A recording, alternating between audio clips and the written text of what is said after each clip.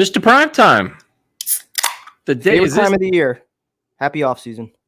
so is this your cook-off winning competition celebration party? Is this what we're doing? Like, is this a I'm not gonna lie. I kind of relate to how like Tom Brady probably feels like waking up this morning. He's a 7-time champion. Waking up undefeated. Your coffee tastes better. Your breakfast tastes good. So I'm not gonna lie. It feels good being a champ. Yeah, I mean, it was an incredible performance. You were prepared. You clearly watched the film. You watched the tape. You came, you saw, you conquered. You had new utensils. You brought it all, man. No, all the weeks of preparation led up to this moment, so I can't complain. I will give Jay credit. He did put on a nice presentation. I think he took a better picture. Which is why I think some of the votes on Instagram and Twitter were a little bit different. But those that actually saw the preparation of the steak, it was a no contest. Yeah, it was definitely impressive, man. And then you had the halftime performance, the peanut butter and jelly, which I guess we're gonna chop that up and make the separate video of you eating the peanut butter and jelly. Is there any day aftermath with that? PB&J was all right. I expected it to be a lot worse. It was a little bit sweet for me and my taste, but it wasn't as bad as I thought it was going to be. Yep. We can forget about the rest of the halftime performance, though. Well, I mean, so will there be more peanut butter and jellies in your future? Probably not. More PB, yes, but jelly, probably not. I don't think I could have like a full sandwich of PB&J. Okay. So then you have that. Then you had the rap performance, which was interesting on many levels. How did you feel about that? Not too great. I mean, I thought I did okay, but the chat apparently saw that differently, so it's all good. Well, I mean, listen, here is Deshaun, right? The rapping was the best part. Yeah, I bet. So you got, what's up, Kevin? Now people want you to write raps for them.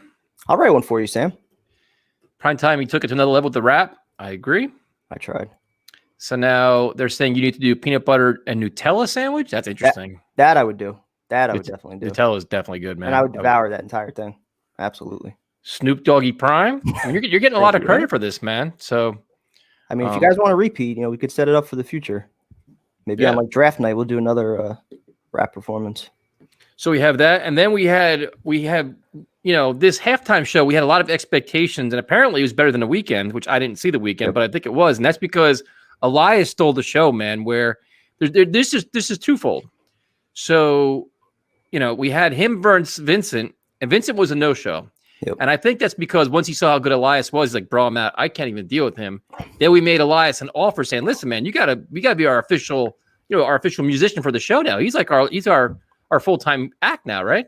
Got to walk with Elias. That was a phenomenal performance. And yeah, if I was Vincent, I probably would have been hesitant to come on and try to follow that. But at the same time, seeing him get an offer, to kind of be our full-time musician, if I was Vincent, I would have wanted to, maybe step up, put myself out there too, give a little competition, but it's all good. Elias, that was a great did it well, man. And he was smart. See, this is what I like about, when everybody's trying to make a statement. When you play System of a Down, easily one of my favorite bands of all time.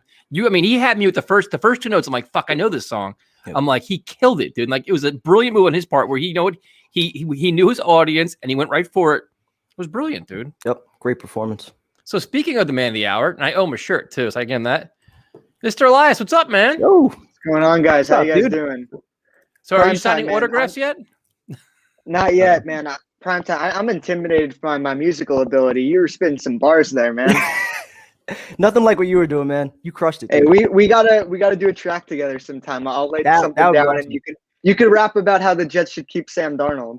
Try to convince I can guys like me and Tyson. Sam Darnold rap. Rewrite the lyrics to a song, make it about Sam. I could do something like that. We should get Le'Veon Bell on it. He's a rapper too. Ooh, there we go. He's pretty awful at it, but that'd be a good idea. He had one song that was all right. The rest of his stuff. I couldn't stand him. Him and Antonio Brown decided to make music. I'm like, Le'Veon, I know the whole football thing hasn't been going well recently, but it's going better than the music thing. He's got some good beats, decent flow. I think there's a future in it for him, but definitely a long way to go. Yeah. So, Elias, everybody is saying that you should write an intro song for us. Yeah, I was going to say that. So do you want something like whenever I come on the show, I play something on guitar? Or do you want me to make a full song for like the beginning of maybe like the blog talk show or this show? I'm down to be your guys' full-time musician. So we'll figure something out. Did you get my DM for the shirt? I haven't been on Instagram all day today. Primetime, did you get it? I can look at it right now. Make sure I get it right now. Hold on. Yeah, cool, I didn't check DMs today. Yeah, I was What I was busy. gonna say is, what if we took the old intro where we had the intro for Still Dre? Like, are you able to play that on your guitar? I could learn it. Yeah. Well, That'd be or pretty just cool. let him, or give him creative freedom, do whatever he wants. But that's fine too. I was just Yeah, thinking, like, I'll something figure that something like, out. people would know. Yeah, Oh, something yeah. catchy. Yeah, it can't just be some like random me playing like a million notes and Yeah. something I think Like cool. a Michael K jingle or something like that. Yeah, I'll figure something out. Yeah. Yep. Yeah, I got you, man. Elias Solomon man. Music, we got you, and then we will follow you. We followed you, Awesome, and man. then once we cut up the video, we'll tag you in it too, so you can get more followers too, man. Cool. Were you nervous at all or no? At first I was, just because I'm in a band and we haven't played in a while because of Corona. So, it was my first like time playing in front of people, which I appreciate the opportunity, guys, by the way. But once you get comfortable in it, it's it goes away. I watched it back and there's just one mistake I watched I couldn't watch. I was like, oh God, You scared. didn't notice it. But yeah. Wait, so what kind of band are you playing? So it's instrumental rock. It's a trio, two friends of mine. So it's a keyboard player who also plays left-hand bass stuff, and then a drummer who I've been friends with for ages. And then obviously I play guitar in that. So yeah, we're looking to release music soon. We have about 2 songs recorded. We're figuring something out. So if anyone wants to check us out, I think the Instagram's Work in Progress Band Official. We're actually going through a full like rebrand. We're coming up with a new name and everything because that name's taken on like Spotify and everything. So you got to come up and man, coming up with a band name is a freaking nightmare. I'm not gonna I lie. can only imagine. Yeah, That's pretty cool. So though, Work man. in Progress Band Official on Instagram. If you guys want to check us out, we don't have too much stuff on there. We're trying to put out more content and stuff. We're able to record at home and stuff, which is nice. So hopefully we can release music soon. It's not for everyone, definitely. It's because there's no singing and stuff, but anyone's interested in stuff like that, go check it out. I appreciate Dude, once that. you guys release stuff, let us know. We'll promote it on like our Instagram and Twitter and everything else. Awesome, We'll man. help you Yeah. out. Are you guys on YouTube at all? Because there's like a lot of like No, guitar we're not. tutorials We that are just on there gotta, that do really well. So you should definitely like push yourself on there. we just need to kind of market ourselves better, kind of just go from just jamming, I feel that and pain. recording stuff and, just kind of going out there and, and, releasing stuff, which, out of the 3 of us, I'm the one who's like, all right, guys, come on, let's, people want to hear us. Let's get it out there. So Yep. with this platform too, that'll be really helpful for sure. Dude, social media is free, man. So put your shit Yeah. all over the place. Instagram, Twitter, YouTube, put all over the place there and just keep pounding it, man. Absolutely. You just gotta stay, Yeah. you gotta stay consistent and keep on it, man. And you'll be fine. You're talented as hell, dude. Seriously. Thanks, man. I appreciate that. And whatever you want to do, if you want to play like shit, if you want to like make a song, whatever you want, dude, we're down. You have all the creative freedom in the world. We don't know shit. Oh, okay. Wait, do any of you guys have a musical experience other than Primetime Fire Bars? Yeah, I have musical experience. I listen to tons of it. Does that count for anything? Oh no, yeah. I see the Linkin Park. I want to see you poster in the perform back. something. No, I like any kind of rock, man. Rock, punk rock, classic rock, angry, like anything. Awesome. I wish I had the patience to learn guitar. You saw me trying to learn the other night. It's tough, but yeah, just not coordinated. yeah, it takes a lot of patience, that's for sure. And I was fortunate enough to start at a young age, so I had time to learn and not being like, oh, I have don't have much time to do this and stuff like that. So besides music, the Jets are now heading into the offseason, which is their best time of year because they win the offseason every year, as we've all known. Is there last year? Maybe, yeah. Seems like we missed on every free agent. Yeah, that's pretty much right. So if you had a list of say like 3 guys that you want to pick up this offseason, who would it be? So is this just free agency, but also draft anything? Yeah, just free agency right now. Okay. So how I think about it is that you're not getting everyone. So, but also I think we're going to spend money this offseason. I think last offseason, a lot of those players didn't sign out, but turn out. But I think they're kind of just signed to be, stopgap 1-year deal guys. It's not going to impact you in the future. I think Douglas knew we were going to suck this year anyway. So my idea is that you get one, our 2 biggest positions of need, in my opinion, are wide receiver and guard. I think on the offensive side, which I prioritize a little more than defensive side, obviously you need a pass rusher and a corner too. But how I think about it is that you need a really good wide receiver and a really good guard. So what I would do is I'd either spend one of my first round picks on a guard and then sign a top wide receiver like an Allen Robinson, or do the other way, draft a guard in the first round and then, or sign a guard like Thuney and then draft a wide receiver in the second round, in the first round, not with the second pick. I'm not taking like a Devontae Smith. I think, we need a quarterback, which is more important. But for me, the guys in free agency, there's 3 guys I'm looking at is Allen Robinson, Joe Thuney, and if he hits the market, which I kind of doubt it, Shaq Barrett after last night. I would do anything to get that guy. I don't know if he hits the market. They're probably going to franchise him and let Godwin walk, so that's another good option. He's not going to be as expensive as a Allen Robinson. Also, Thuney's probably not going to be as expensive as Brandon Sheriff, so maybe you can get Godwin and Thuney in here. And I'm pretty confident they have a really good shot at Thuney because all the reports are saying they were going to get him last year. Yep. So those are the guys I want. Obviously, guard's not the sexy position, but with improved offensive line play, it's going to be improved quarterback play. Would you be cool if like they doubled down, like signed a top wideout, signed a guy like Thuney and Sheriff, and then also did the same thing in the draft where they trade down, take another receiver, and then an offensive lineman with Seattle's pick or something like that? Yeah, like I just don't know if the thing was last year we were just saying, we can sign Thuney and we can sign Conklin and these guys, and then you forget there's 31 other teams who have the same plan in mind. So I don't think that's going to happen, but I'd love that. And also a more minor receiver like a Curtis Samuel who's, could do that, Tebow Samuel, guys like that in San Francisco who can kind of take handoffs in the backfield, run jet sweeps, stuff like that. I think, guy like that would be really impactful. Guys who fit the system well, good role players, stuff like that. The only difference this year that I think the Jets have a significant advantage is that you have a lot of teams that are really pressed up against the cap or even over the cap where, teams might have to cut players or you might be able to trade, a late round pick, get a guy in here. So I think they're going to have a lot of options with a lot less competition than they did last year.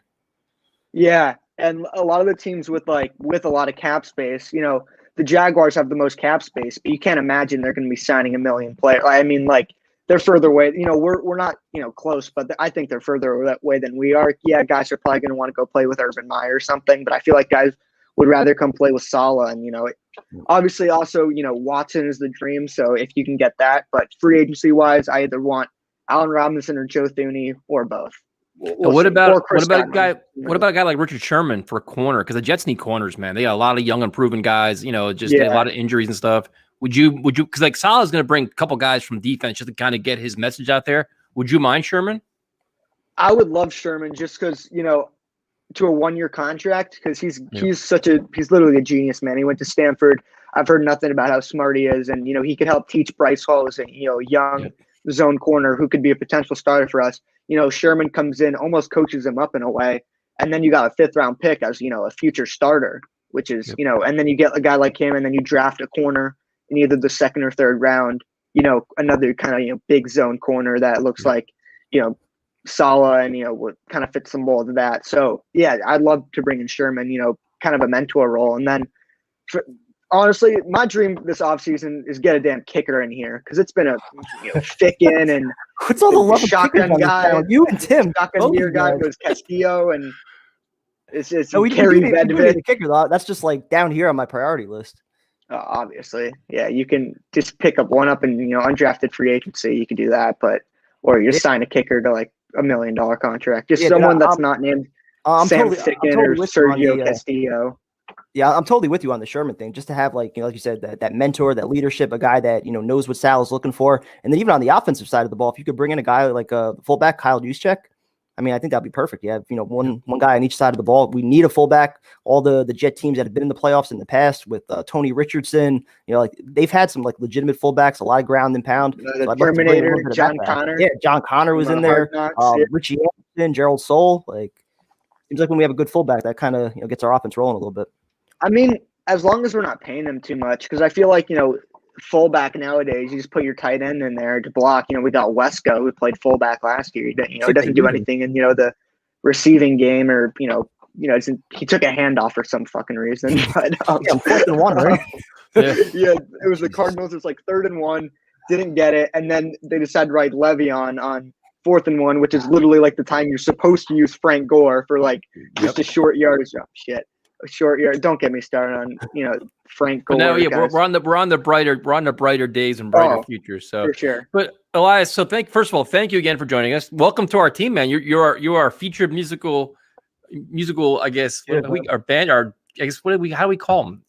musical guest or musical guest? He's not a guest, part of our team now. Not a guest, Musical director. I don't know. Yes, Ooh, you're title. director of music for us now. Title. So you have full control of all the music on the show now. You do whatever you want. And I got your information. I'll get the shirt out to you tomorrow. I'll mail that out. Awesome, And, man. I appreciate that. And anything you guys do, man, let us know. We'll promote all over the place, man. All these guys will help you too. So we'll help you out, man. Cool, man. And one more little promotional thing, if you guys don't mind. I shouted us out on another stream. If anyone here likes baseball, check us out on Big Apple Baseball Banner. Any Mets or Yankees fans out there, we do a live stream like this every Wednesday, 9:15. We have live callers on. We're trying to grow. You should get prime time on there. Prime time could talk some baseball, you guys. Talk some Mets. That'd be cool. Talk about how the whole Trevor Bauer thing and all.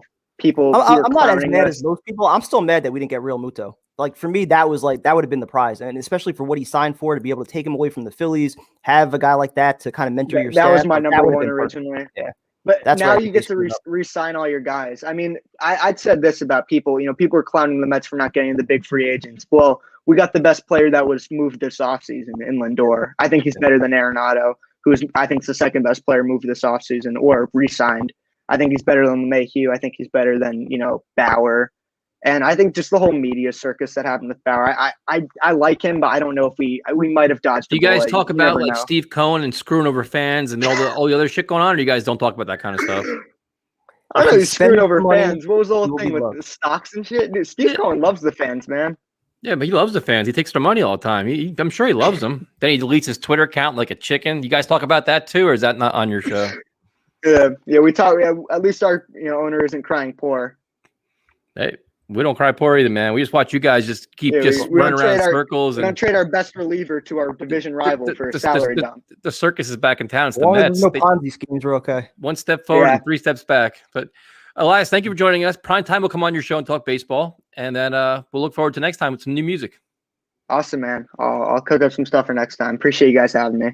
Have a good time, man. Thank you. Good night, man. He was awesome, dude. Yeah. He was so good. It was crazy.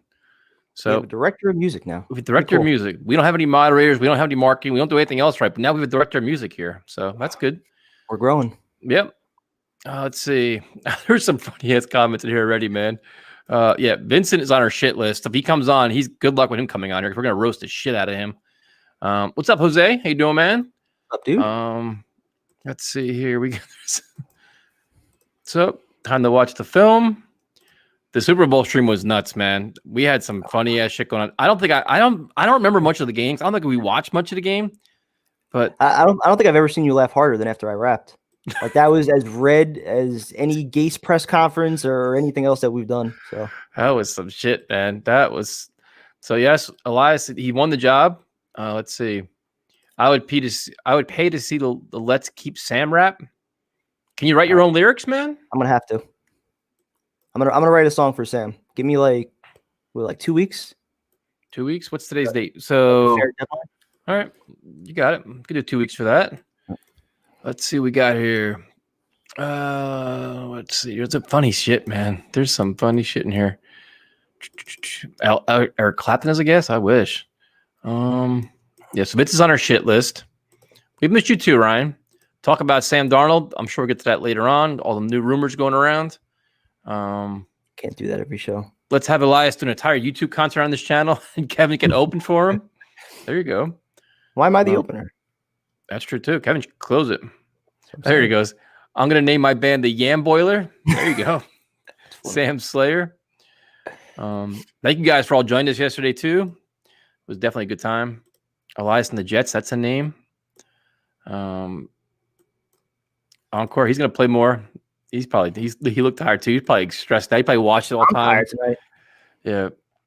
Well, Elias, you lost Uncle Primetime support. His face dropped when you said we need a new quarterback. All right. I respect it. I understand everybody wants a quarterback. Talked to Jay about his rudeness yesterday. Jay's banned. Jay was officially banned. Not banned, but he can't be a guest host. When he gets too he was out by the third quarter. Yeah. Like even me when I did the 4 shotguns and I was out of this world, like I was still interacting. I was still engaging. I was trying to talk even though I could barely get out a word. He completely tuned out, man. Yep. I think you're right. He was on Tinder or something. Yeah, he was doing something. He got called. But see, the thing is, like, everybody in here is very aware of what's going on. So he was just sitting there like, doop, doop, like, dude, you're clearly on some kind of app. Yep. So trying to make himself feel better after the loss. I get it. we're gonna bring on John. John, what's up, man? Hello, how are you? I love the show. Appreciate it, man. How you doing? Absolutely, yeah. So I just wanted to, I love the channel. You guys are Jet experts. I just wanted to ask some couple of interesting questions. Like, you call us experts? Please don't call us experts, man. We're by no means experts. Yeah. So for the Deshaun Watson trade, for example, I just wanted to get your take. Do you think if maybe two ones this year, 2 1s next year, and maybe like a Bryce Hall or a fringe safety would be adequate if the Texans asked for that? Your take, your thoughts. I know Tyson would do that. So wait, two. What was it again? 2 1 this year, 2 1s next year, and maybe like a Ashton Davis or a fringe safety. Sold. Where do I sign? I knew you would do it. I would do it, man. I don't think I could do it. I've said before, I think 3 first-rounders is my max, especially if you're throwing in that number 2 overall pick, because I think if you trade down, you're adding 3 or 4, maybe even more premium picks by trading down. So that number 2 pick, I think, has a lot more value than just any traditional first-round pick, more so than the other 2 from Seattle or what you're going to have next year. So if you're throwing that one in there, plus another 2 first-round picks, I think that's probably like where I would draw the limit. See, what I'm going to do is I'm going to hope that Adam Schefter is right and that we can get Sam Darnold. We can get a first-round pick for Sam Darnold. That really blessed me a little bit. So then we get rid of 4, but we get one back. It's actually only 3, and we get Deshaun Watson. Then we're living life. Schefter was all speculation, though. He even said he didn't know. He just said that they were. I only go by the speculation, Matt. That's all I can go by. I mean, that's all I got in my life. He was drawing his own conclusions based on the fact that they made a call about Stafford and that they've actually been listening to what teams are offering for Sam. So whether or not they're actually, he even said they still have no idea what they're going to do yet. And I kind of agree with that. I don't think they know what they want to do. I think it's going to depend on what they can get for Sam, whether or not they fall in love with one of these picks at pick 2, whether or not Deshaun Watson's a realistic option. I think Douglas is weighing everything right now. And then let's say like Douglas just wants to clean house. I didn't draft Darnold. New England offers their first-round pick for Quinnen Williams. Do you take that 15 overall for Quinnen Williams? I don't think so. We don't have any other anchors on defense. I mean, right now he's like your lone building block there. So I'm depending on Salah to kind of get him to break out even more. So think of it this way, though. So you're saying what, the 15th pick overall for Quinnen Williams, right? And then you can get another first-round pick for Sam Darnold, dude. Right? You can. You know, first-round picks we'd have a plethora. We'd be living some life here. He's a McCagnon. He's the last of the McCagnon guys. So it was just. Yeah, I mean, to be honest with you, like my point of view on this is that Sam Darnold hit the situation around him is that Joe Douglas didn't draft him, and he's coming up on his 5th-year option. So there's many reasons why they couldn't want to go for a reset. If he's got to double down, if this is his job, is he going to double down on Sam Darnold or bring in quote unquote his own guy to run his team now that he has his own personnel? So you can make a case for both sides, or they may say, listen, we know what Sam Darnold is. We don't know what these other guys are. I mean, this is the biggest offseason for the Jets, because if Douglas screws this up, we're set back just as bad as we were with McCagnon. Be another 3 or 4 years of just awfulness. Definitely. And if you have like Deshaun in the building and he is the quarterback for the Jets with the right pieces, do you see maybe getting to like a divisional or a wild card playoff team in terms of? I think that would be realistic for next year. Taking that jump, kind of like Parcells in year 1. I think you can expect maybe 9 wins, something like that. And if the playoffs are still expanded next year with 7 teams, I mean that's because you bring in Deshaun Watson, who makes everybody around him better. In theory, there should be a better coach team, more organized, and you're still going to have $80 million in cap space you can spend plus other draft picks. There should be an influx of talent. So, say in theory, if you bring in Deshaun Watson, Joe Thuney, and Chris Godwin, dude, your offense is going to be light years better than what it was this year. And then you have a hope that Salah can do more with less on defense, and it's a competitive team. You're looking at 7, 8, 9 wins. And you have a chance then. You're going to be competitive. You're in the hunt, which we haven't been in years. So, I mean, a wild card, why not? If you have Deshaun Watson, dude, anything's on the table at that point, because other guys are going to want to come here. I mean, he can win games on his own at some point. So it'd be hard not to be excited, Yeah. Definitely. You're very emotional, man. You're very emotional, man. You're just sitting here like. Yeah. Dylan. I mean. Teams like the Jets, you just want to see them turn it around. Like the Bills, the Browns, they've been in this dumpster fire situation for like decades. Yep. And the Jets getting Deshaun would really put. Are you a Jets fan or no? Yeah, it's been a. I'm not a Jets fan, but I kind of sympathize and root for the team. I really hope they do well. Yeah. So who's your team?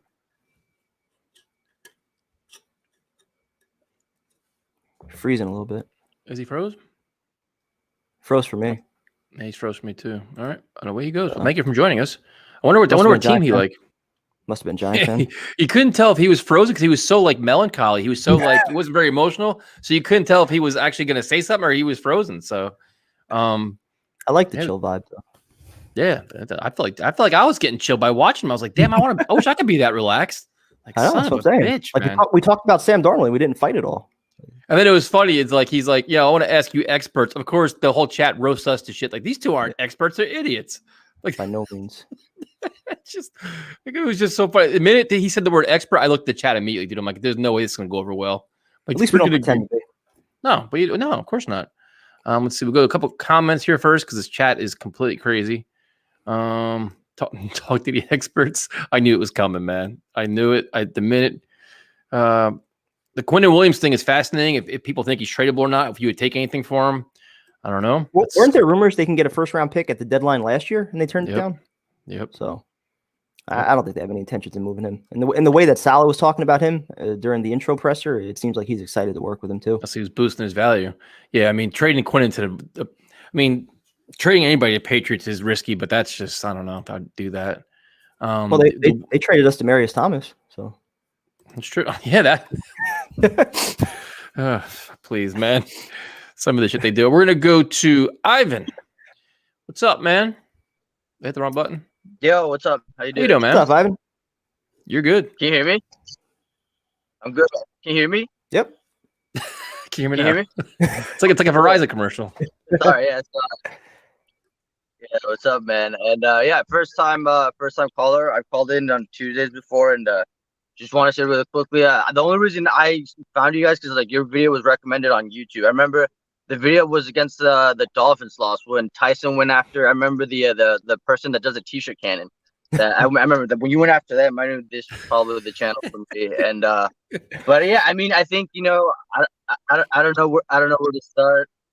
I guess just kind of. I think going back to yesterday, I think that was just another example of how ultimately at the end of the day, like obviously we want to have the quarterback, we want to have. I personally am. I'm option A is Deshaun Watson. Option B is Sam Darnold. But at the end of the day, it's one in the trenches, and I think yesterday proved it because if you look at it, there's no way a team can beat Kansas City. Destroyed them. For all intents and purposes, they destroyed the Bucs. When was it? 2 months ago when they played. Like the score is not indicative of how the game was played. And when you think about it, both rosters were healthy. And when you think about the Super Bowl yesterday, everybody on offense was healthy for the Chiefs minus their 2 tackles. And so I think obviously, like, I'm not saying if their 2 tackles would have been there, they would have won the game. I'm not saying that either. Like obviously, the Bucs played really well, so they could have still won it either way. You have to give Todd Bowles a lot of credit. The defense played out of their mind, not just yesterday, but the entire postseason. But it does say something when Mahomes, with how great he is and all his weapons, he still looks like shit. He looked like shit, and his teammates dropped a lot of balls. It wasn't just him. He made some amazing plays, but at the end of the day, he was running for his life. I don't know if you guys saw that stat that it was basically Patrick Mahomes almost had like 500 yards running before while he was under pressure yesterday, which is pretty crazy, which is insane. Have no quarterback. If you want to say Patrick Mahomes is the greatest quarterback right now, and look at what he was doing yesterday. I'm not saying we draft Penei Sewell either. I think the number 2 pick is really valuable. Personally, if you look at, I'm not a Daniel Jeremiah fan necessarily, but I do tend to follow his advice when it comes to the stock to the draft. I mean, and if you noticed last year, he actually had Mekhi Becton as his top tackle, and look how that turned out. And this year he has Rashawn Slater, which is over Penei Sewell. I personally think we can trade back and draft him. And also, like, I'm a big Jamar Chase guy. I know recency bias with Devontae Smith winning the Heisman and how he played in the championship game. Like, he's a stud as well. I'm not saying he's not a stud. He is, but I personally think I think it was Ant. Is that his name? I think Ant said last week that Jamar Chase was the number 1, 2, and Justin Jefferson was the number 2. And look how Justin Jefferson turned out in the NFL. So I just think that the number 2 overall pick is too risky. This is one long ass. I'm not saying that I would be. Good points, though. I think it's good points. Sorry, we're busting together. You're doing fine. Well, sorry. I'm also like, you're spitting facts, dude. Keep going. Sorry, because I just got off work. And after work, I usually like to like roll a J and just like chill out after work Just like prime time. and listen to you guys. So that's Get that what I'm together one ranting. day, man. Sorry, you guys. Prime time, Well, your thoughts. Well, I'll just say, I think it But, was I Bob mean, and yeah, I Steven don't know. and a bunch of other people on Twitter that were kind of putting out the same thing. Like Mahomes last night had the Sam Darnold experience where he was running for his life the entire game. He had his receivers, dropping balls, and he was actually throwing to legitimate weapons out there, and he still had the coaching. So now, you take away the coaching, which Sam hasn't had. You take away the weapons, which he hasn't had. I mean, it's an even worse situation. So, it's not to make excuses for Sam, but it's just the reality of what they've given him the last 3 years. So I'm kind of with you. Watson would still be my plan A if you can get him at the right cost. I don't think there's anybody out there that would not want Deshaun Watson. It's just a matter of, how much you're willing to give up to get him. And yeah, if you're not able to get him, if that's not realistic, I'm all about trading down too. I think there's a lot of ways you could trade down, still get your weapon, whether it's Devontae Smith or Jamar Chase, even if Sewell maybe slips. I think they have some options there. Even Kyle Pitts, I think, could be an option at tight end. If you can get a legitimate, a top 5 tight end in here, that should be an option too. Anything offense, I'm all about it. Yeah, and I guess when it comes to Deshaun Watson, I don't mind if we trade both first round picks this year. I don't think we should trade another first round pick. I think if we do end up trading 3 or more first round picks, I think they can only be like 1 per year, if that makes sense. I don't think, because ultimately whoever is our starting quarterback this year, I think we have to have a pick in the first round. Unless we get Deshaun Watson, then I'm okay giving up both first this year. But I don't know what you guys think about that. I mean, you think you're going to give up both first round picks this year and get Deshaun Watson? You're crazy, dude. It's going to take more than that. 2-1 this year and a second next year. Yeah. I mean, I don't really know like too much about like what possible trade scenarios there can be, but yeah, obviously like 2 other picks and like a player or 2, something like that. I think a lot of this still hinges on how the Texans evaluate the rookie quarterbacks. If they feel like, Justin Fields can, replace Deshaun Watson and he's their guy for the next 10 to 15 years, they might value that number 2 pick more than, getting 4 first round picks from somebody else that's picking in the latter portions of the first round. Great. Yeah, I don't know, Tyson. What do you? I'm laughing at these comments. Right now. The comments are funny as shit. I'll try to ignore the comments. No, I mean, I'm a little bit more aggressive when it comes to getting Deshaun Watson than most people are because I just know what his value is on the field, and I'm willing to take more risk. So, and that's just me personally, dude. But everybody has their price. I just think he's that important of a player, and draft picks are lottery tickets, and the uncertainty of the number 2 pick because nobody's really completely sold. Like the Zach Wilson train is getting some steam. Everybody's like, I'm watching the film. He's so great. He's got great arm talent. So maybe by the time the draft comes, that's a guy everybody wants. But right now, nobody has there's no consistent consensus for a number 2 pick. So for me, it's like if you're uncertain about Darnold, you're uncertain about the draft picks, go all in on Deshaun Watson. Why not? Yeah, I mean, it's hard to.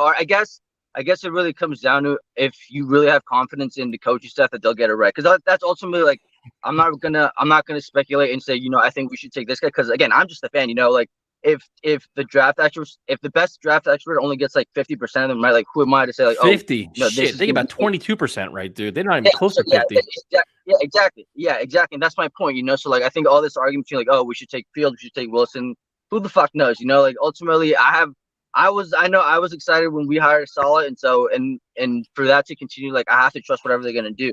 Ideally, it takes Watson maybe like 3 picks, but yeah. I mean, thank you. 3 first round picks at most. Thank you for joining us, man. We appreciate it. Good chat, man. Good stuff. Appreciate it. Thank you, man. Have a good night. Have a good night. He was rapid fire, dude. He was just firing shit like crazy, man. Holy cow. Craziness here. So we're gonna go to the next guy's guy. He's got sunglasses and a fucking hat on. Let's see what Steve's up to. What's up, man? What's up, guys? How you doing? Pretty good. How are you? Could we good. transition to Let's Talk Music Radio for a quick sec? Are you playing music for us? Oh no, I just wanted to ask, like, if you guys could go back and listen to an album on the night that it was released and get that experience again, what album would it be? I might have to go with Master of Puppets. Ambitions as a Rider, because that was like when I was like prime Tupac, and I loved the entire album. It's just fire. I'd my like friend's 3. a huge Tupac fan. I can see that. I'm not really into Rock Tyson, so yeah, I'd be like Master of Puppets, Hybrid Theory, the Nirvana album, their first one that came out. Yeah, definitely, that one's crazy. So you called it a music question. See, that's awesome. See, But my other take, I think that the Jets will take Fields at 2. And why is that? Okay, so Salah, he wants dogs. He wants dudes that they're gonna go out, they're gonna fight. And in the field shows that he did that in the playoffs, and he came back from injury and he's fighting. He's got a lot to prove. He's coming out of Ohio State. Everyone's doubting him. He could prove it. And I think that Salah will want that energy. They'll want him to bring him in, coach him up, and Fields will lead the team as long as Salah gets a little energy in him, I think. Zach Wilson, I don't really see him having that energy. I mean, Fields is definitely an emotional leader. The team rallied around him. I think he got a lot of respect by the ass kicking he took and kept getting back up and kept playing and making plays and everything else. So, I mean, I can see it. I understand it. I mean, I think the draft evaluation will go on for a long time. But what are your thoughts on Deshaun Watson, man? You think the Jets go all in, or he's gonna go somewhere else? I don't think they'll go all in. I don't think Joe Douglas is the type of guy to pull that trigger and make that big blockbuster trade. I think the biggest thing he'll ever do is maybe Allen Robinson or Le'Veon Bell. That might be the biggest thing he'll ever do, just because he comes from those Baltimore roots and they don't like those big signings too much. Yep. And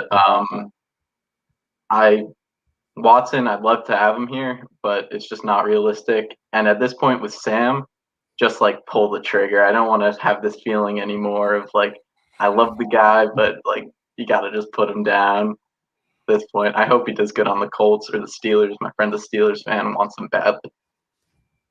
So thanks for having me, guys. Have a good night, man. Thank you. Have a good night. Yes. I wasn't sure if he was going to come with crack some jokes or if he was going to give us a serious take, or I wasn't really sure what he was doing. I figured he was it was high as a kite. I was figuring that's why his sunglasses were on.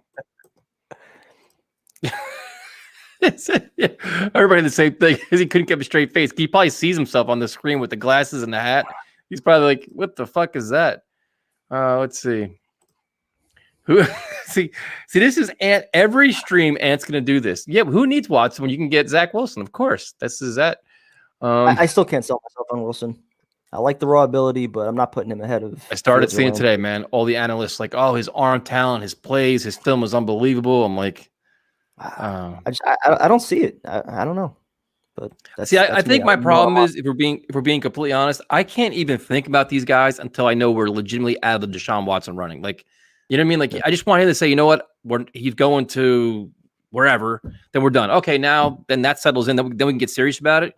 But to me, there's always that glimmer of hope. All right, maybe there's still even Boomer said it today. We're going to trade him until after the draft. Yeah, but they said, Boomer said it today, though. He said the more and more people are researching the Houston Texans, they realize how poorly managed they are. That's a legitimate issue. People are giving Deshaun Watson a hard time saying, you signed that big contract, now you want out. And now everybody's finding how fucked up Easterby is and how just poorly run they are. And they understand why he wants out. And they think that he will sit out. He will hold out. You know what? This is my career, my life. I need to get the hell out of this organization. So he could play hardball with him. But like you said, if it goes past the draft, then what? Because if you're the Jets, you can't wait. Say in theory, say in theory they trade Darnold and you go into the draft, all right, well, Watson, we can't get him. And now what do we do?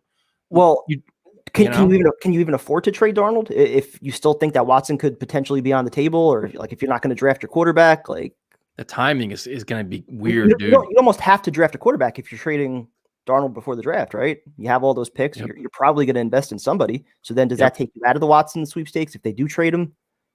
And then the bigger thing is I know you're willing to go 4 first-round picks, but what do you think Joe Douglas is actually going to do? Where does he draw the line as far as draft picks go? I think he values those first. Well, see, I think there's 2 lines. The first line is what's the compensation, and then what's the deadline of saying, we need an answer. Are you going to trade Deshaun or not? Because we need to move on as an organization.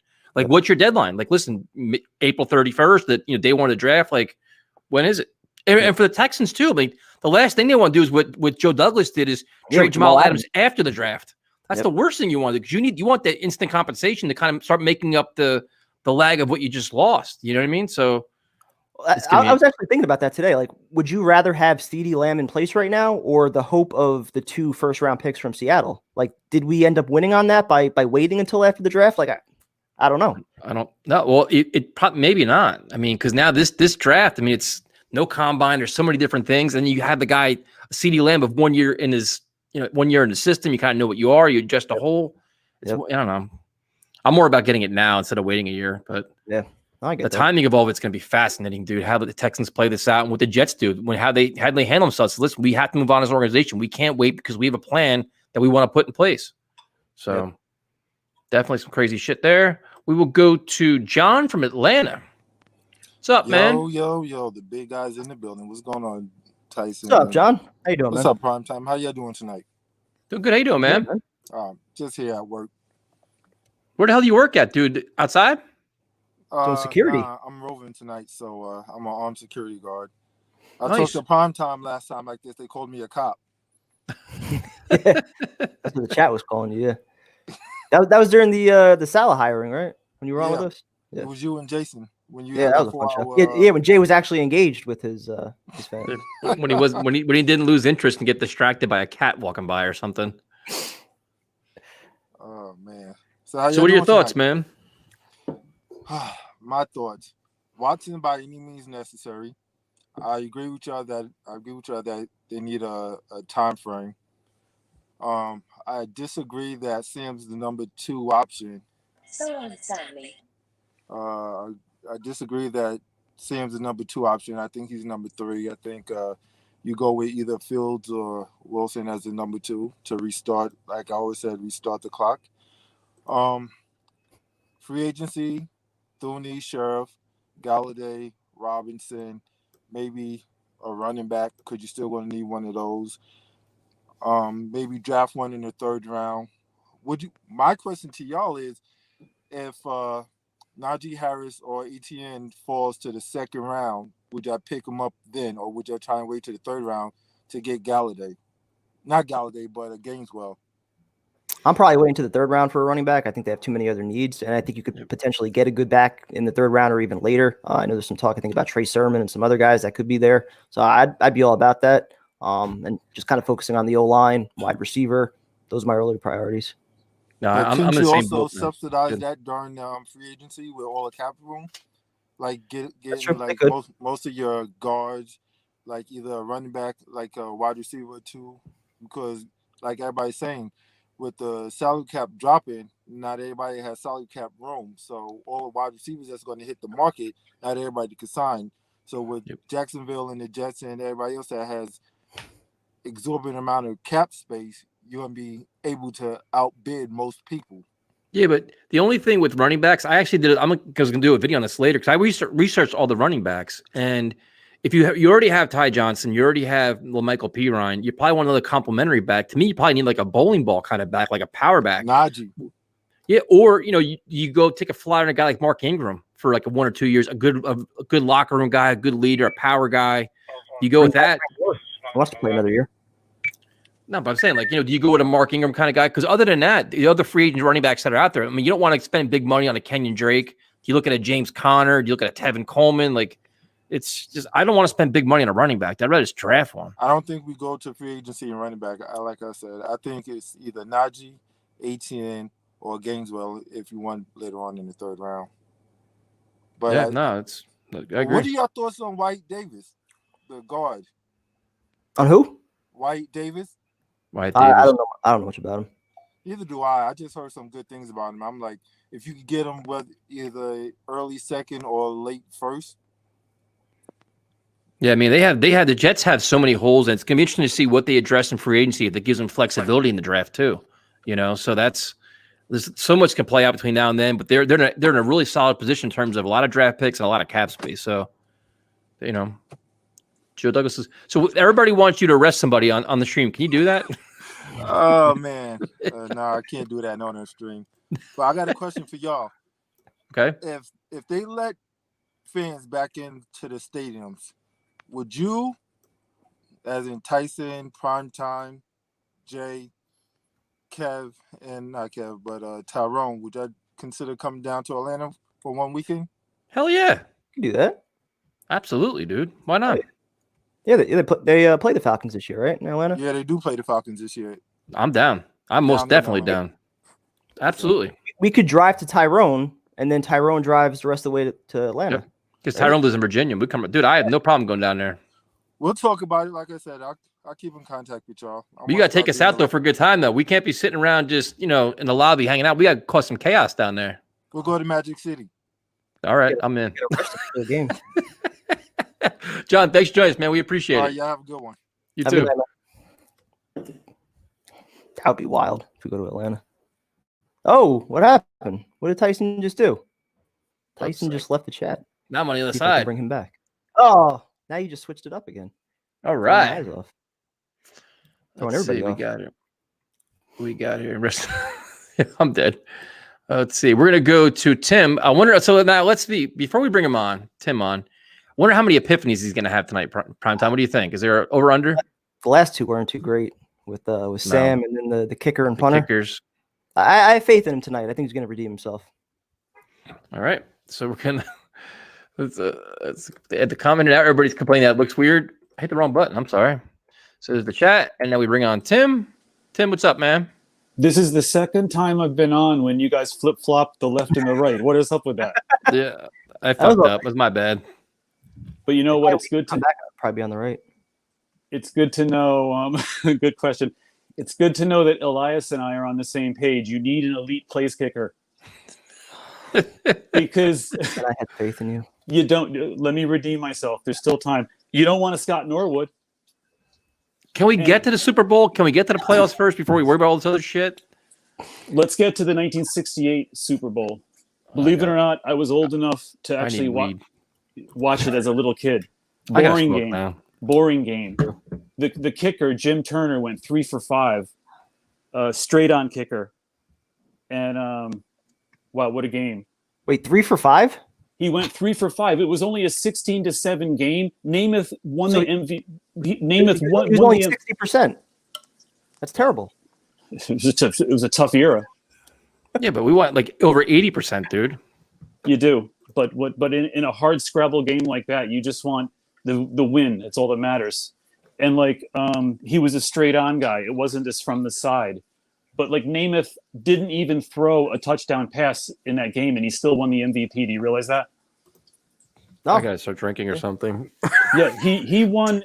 It was the only touchdown was a Matt Snell, right? Yeah. Matt Snell run, and the only other scoring was like Jim Turner, the kicker, 3 field goals, and then they intercepted Earl Morrall like 3 times. They intercepted Johnny Unitas, and they had 11 Pro Bowlers on that team, and that is why I keep saying. I'm not even reading the comments, but I'm sure they're funny. That is why I'm saying use that Super Bowl win as a blueprint for JD to assemble the pieces. They had 11 Pro Bowlers. Assemble the pieces and let this get done. It's Tim Mullins' 4-year plan to win a Super. Aside from the kicker, I like the idea of building a roster with a lot of Pro Bowlers. Yes, build through the draft. Yeah. I'm all about that. That would be fine. But I'm again, like I said before, like kickers down here as far as my priority list goes. No, I know. Yeah, I didn't put him in order of priority. Obviously, the QB is number 1. Yep. But I had a last question for primetime. What did you end up using? What brand peanut butter? What brand jelly did you end up using? It was actually like just regular ShopRite brand chunky peanut butter, and then I forget what brand it was, but it was like actual fruit grape jelly. Nice. Yeah, it wasn't terrible. It was a little sweet for me. Yeah. Anyway, that's all I got. Tyson, what questions do you have for me? I think you covered it all. Who's your favorite kicker of all time? That's a great question. That's what I'm here for. Jeez, I don't even know. John Hall. I just love the fact. I just love kickers in general. The fact that they're like under this absurd amount of pressure, and they could like, what is it? Adam Vinatieri? He won the first or the second Super Bowl for Tom Brady. Just the unbelievable amount of pressure, and like when you kick that freaking field goal.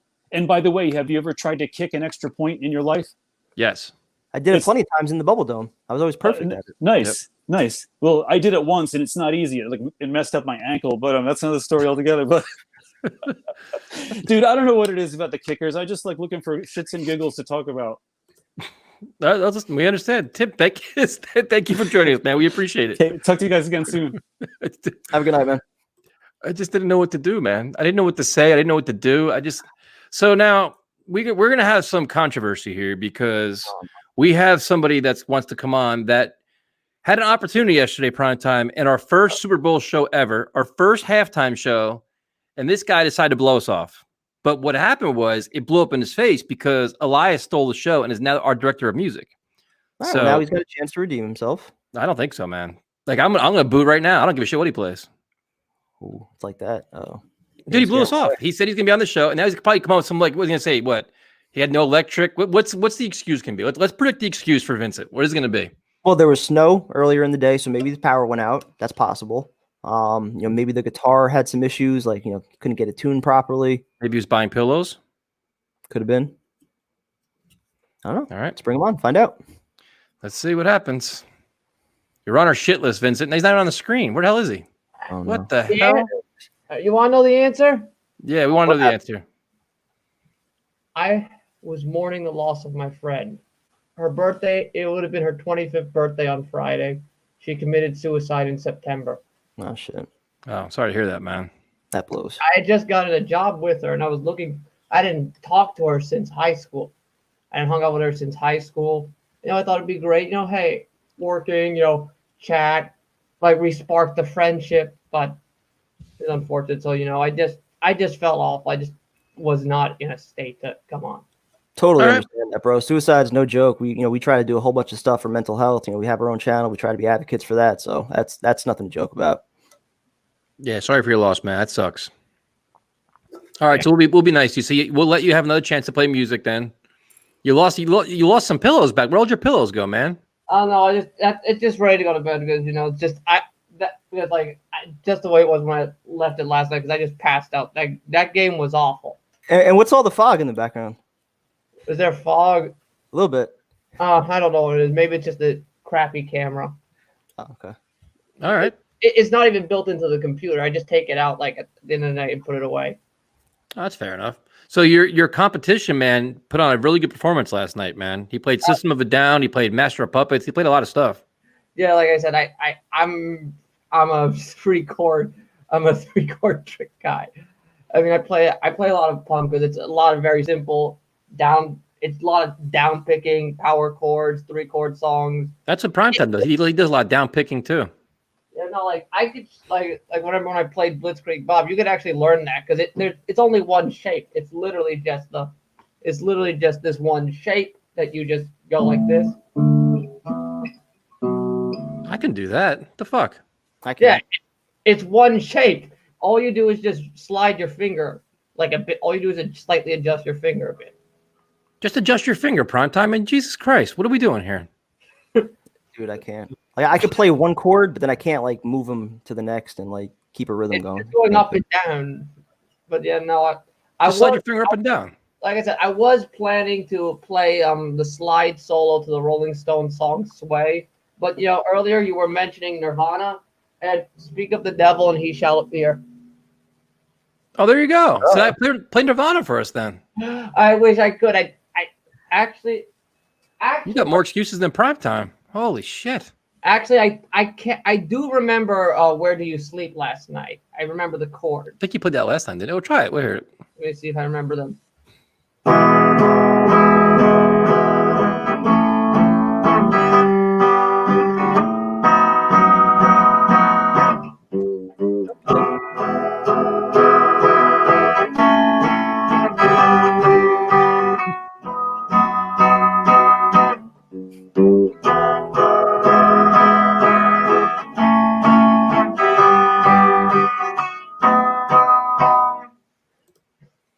Wasn't bad. That's not terrible. What's your next one? Which one you want to play first? We'll give you another chance. What's your favorite one you like to play? Oh, this is one of the first ones I learned. I just remember the notes. And this is how we all feel about the Sean Watson because it's a Beatles song. It's the last song they ever mixed together. It's called "I Want You, She's So Heavy." Sounds like some of the dates Primetime's put on. I do know my taste.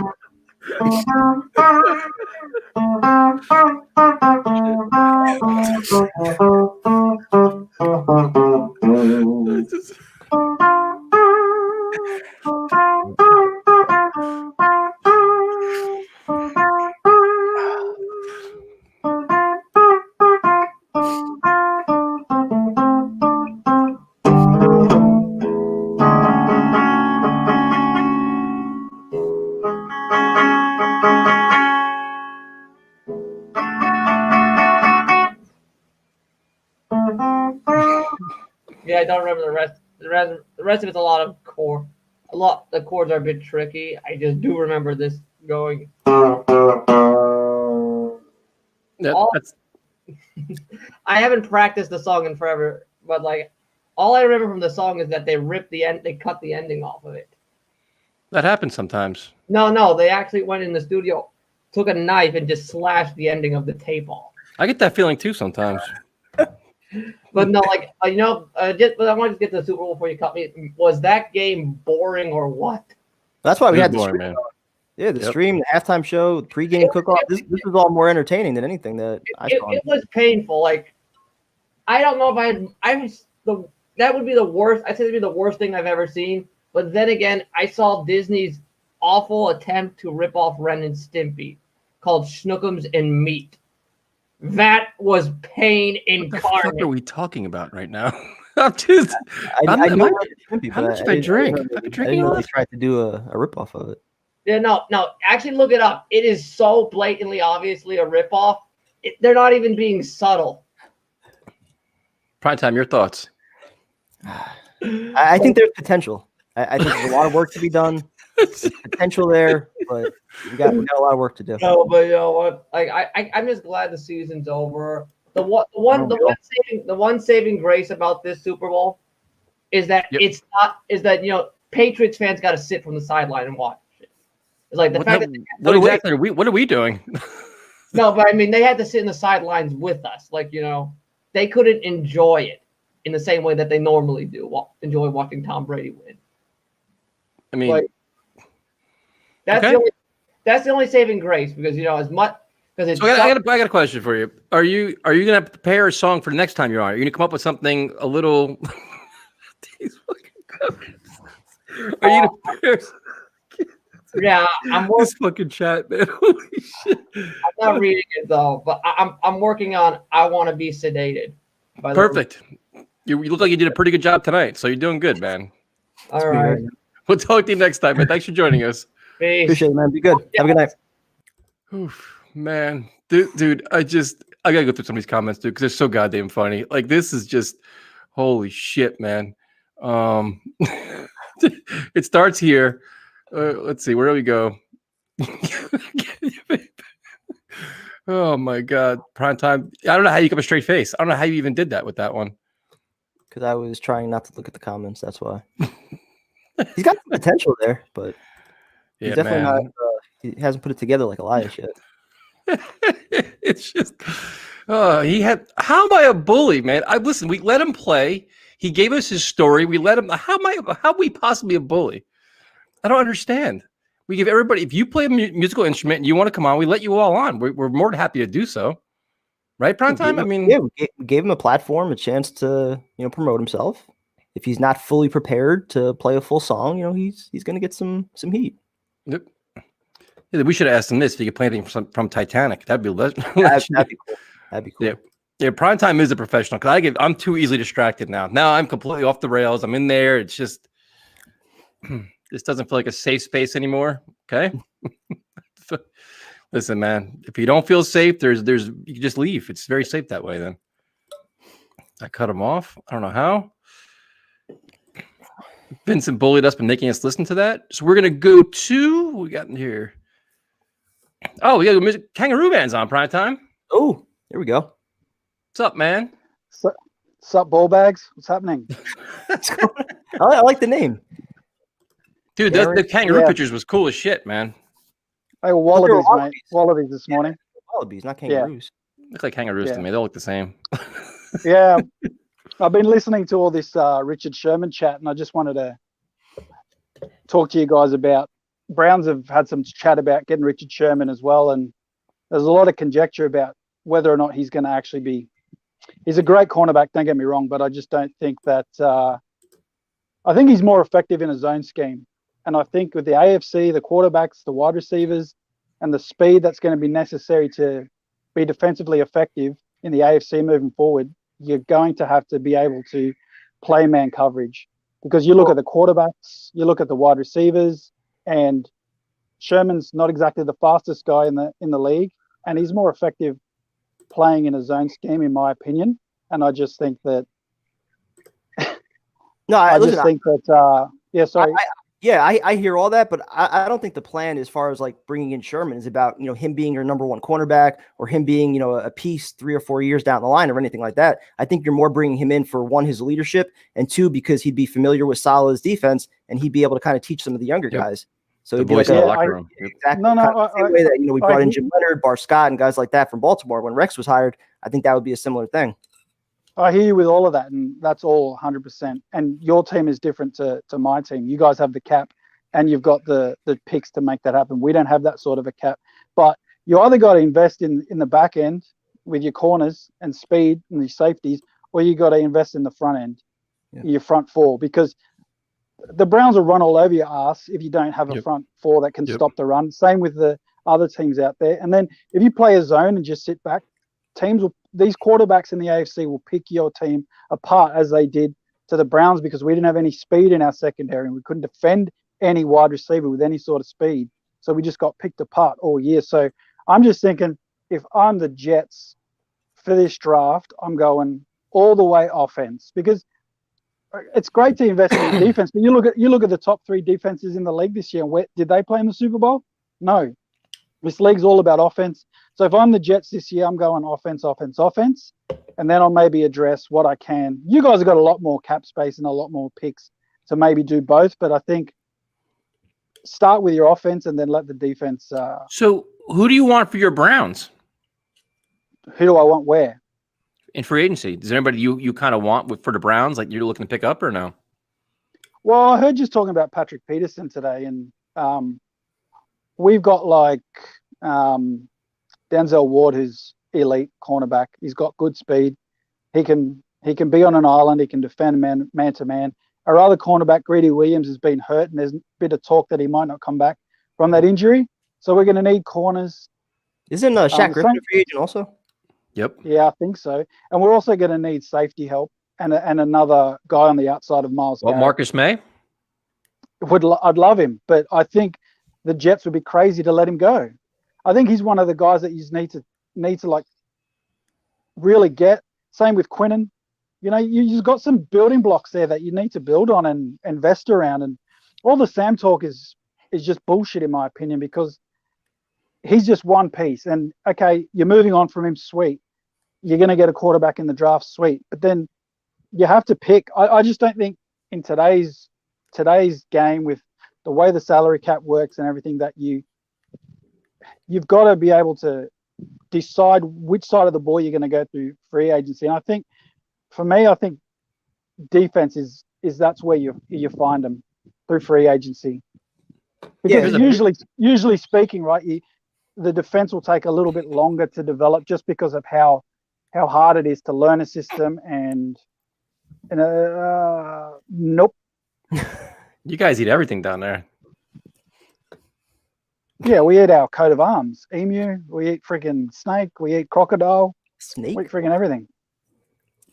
Yeah, snake's just like chicken, bro. Yep. Everything's like chicken. But my question to you guys is, let's put the quarterback talk aside.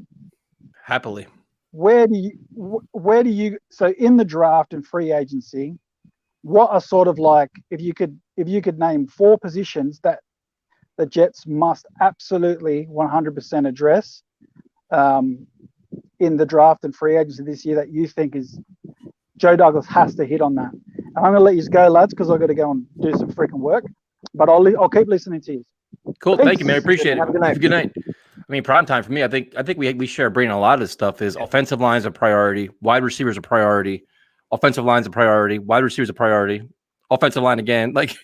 Yeah, I mean, like offense, I said earlier, my blueprint would be to double down as far as free agency goes, sign a prominent receiver, whoever that is. Whether it's Allen Robinson, Kenny Galladay, Godwin, Juju, sign your top guy. Hopefully it's Robinson or Godwin. I think those are the top 2 options there. And then if you could get your guard, whether it's Scherf or Tooney, I'd be fine with either of those. And then you do the same thing in the draft. You take that number 2 pick, you trade down, assuming you're not taking a quarterback. And you get some extra picks. You take your top wide out wherever you can get them. I'd also be interested in a tight end if depending on where you are, if you could get Pitts. Free agency, you have guys like Jonnu Smith who's available, Hunter Henry from the Chargers. I think those would be options at tight end to compete with Herndon. And then running back also, I probably wouldn't do it in the first 2 rounds, but round 3, we have 2 picks there. I'm definitely looking at a running back also. So Stevens told us about 5 times that we're not experts. Is he trying to tell us something we don't know? Like we know that we're fans having a fan forum that we're trying to talk about football and have a good time. Like I'm not really sure what he's looking for here. If you're looking for experts, just go log off and go somewhere else. I mean, it's simple enough, right? I mean, it's not difficult to figure out. But I'm with you, dude. Like there's a lot of holes, but and it's like we talk about offense, but obviously corner's an issue. You have no pass rusher. You make a play to bring Marcus May back. I would do. That's you're probably your captain on your defense right now. So my plan on defense would be you give Salah about like $25 million out of the $90 million or so that we're going to have. You can bring back Marcus May if you want. You can sign Richard Sherman, maybe bring back Jordan Jenkins, Brian Poole, make a run at like a low risk, high reward type pass rusher. There's going to be a bunch of them out there. And that's pretty much it for defense. And then you could use some of the mid to late round picks, 4th round and beyond, if you want to take a flyer on somebody. But other than that, I'm prioritizing offense. I'm prioritizing the quarterback. And the other thing too, we kind of keep forgetting about is you get CJ Mosley back, which what version of CJ Mosley are you getting back, and how will he flourish in this defense? If he's healthy, finally, he could be an enormous impact on this defense, dude. Yep. So that could be, and then you have these young defensive linemen. You have a litany of them with Fodokasi and Shepard and all these guys. If they play at a better level, I mean, the defense could be, not gonna say smoke and mirrors. They could probably do a lot of things without a lot of free agency help. Then you get some supplementary parts from the draft, and then you see what you have. So. Yeah, and just touching on what Darren was saying, like if you did have to prioritize one side, one area, whether it was the defensive line in the trenches or going on the back end, just watching last night, give me the defensive line, give me guys that can get after the passer, cause havoc, and then hopefully guys like Bryce Hall and Bless Austin, maybe they can emerge. Javelin Guidry and all these other guys. All the guys, yep. Yeah, I mean, they have a lot of holes, but I mean, to me, it's like we got to get this offense up to speed. And no matter who the quarterback is, protect them and give them weapons. Like our offense is so far behind everybody else's, it's got to be a priority now. There's not really much excuse for it. So we will go to the Jets wire. What the hell that means? But what's up, man? What's up, guys? What's up, man? I just want Deshaun Watson so bad. It's nice to meet you guys too. You too, man. So what's the maximum you're giving up to get him here? Like, where do you draw the line? Listen to me.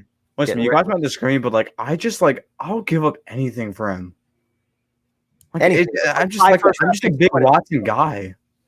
But what does anything mean? 5 first round picks? I'll give up 3 to 4 first round picks. That's fair though. That's not crazy. 3, I think, is fair. Anything, you guys might disagree with me, but I'm a big Quinnen Williams fan, but I would be okay putting him in the deal. With 4 first round picks? I kind of think I have an idea for the trade. Maybe we should put in 3 to 4 first round picks and trade John Frankenmeyers. Do you think they would take a guy like that? He could be an asset, but I mean, he's not. I don't think he's a deal breaker. I don't think they value him more than a second round pick. He's not like a game breaking. I don't know. I'm just so concerned about Fields or Wilson, and I don't. That's also a problem, though. Some of the reports that they wanted a couple players. Who do you have other than Quinnen Williams to potentially trade? You don't really have much. I know, true. This Jets team right now, it's not too talented. I know, all the Jet fans, we would always get on Gase. It's coaching, but to be honest, we're just not. Jets are still not a really talented team. Well, yeah, we could blame coaching because you could see other teams out there ball out with nothing, not too much talent. We can blame Douglas too, though. But their coaching is not good. For example, Kyle Shanahan, you see what he's able to do see what he did with a hurt team. He was able to help the team be competitive still. So and Salah with that defense too. Salah, I'm excited for Salah. I am really, really excited. What would you want for Sam Darnold? What would you think you can get? First round. I want to try to get a late first round for him. Okay. I think he's going to end up going to the Niners, to be honest. I feel I think it's either Washington or the Niners. Prime time, your thoughts.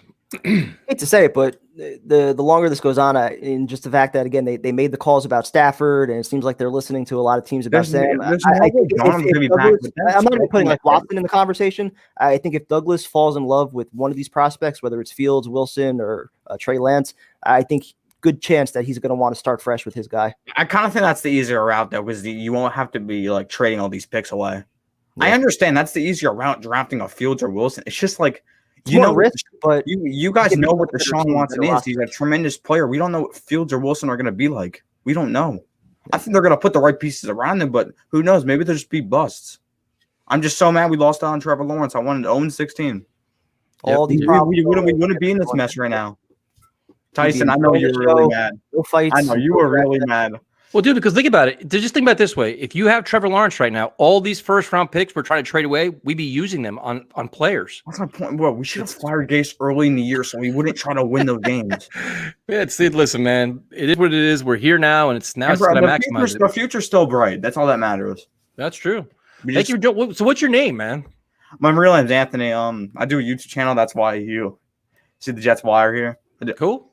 So thank you for joining us, man. We appreciate it. All right, I'll talk to you guys next time. You too. Thanks. Definitely, man. It was funny, man. He's like, listen to me. I was waiting for prime time just to rip him. I was going to talk. So now we will go to Luka. Like I'm trying to talk. Guys. Hear me out. We hear you. How you doing, man? Doing all right. How about you? Doing good, man. It's prime time. What are your thoughts on the Derrick Rose trade?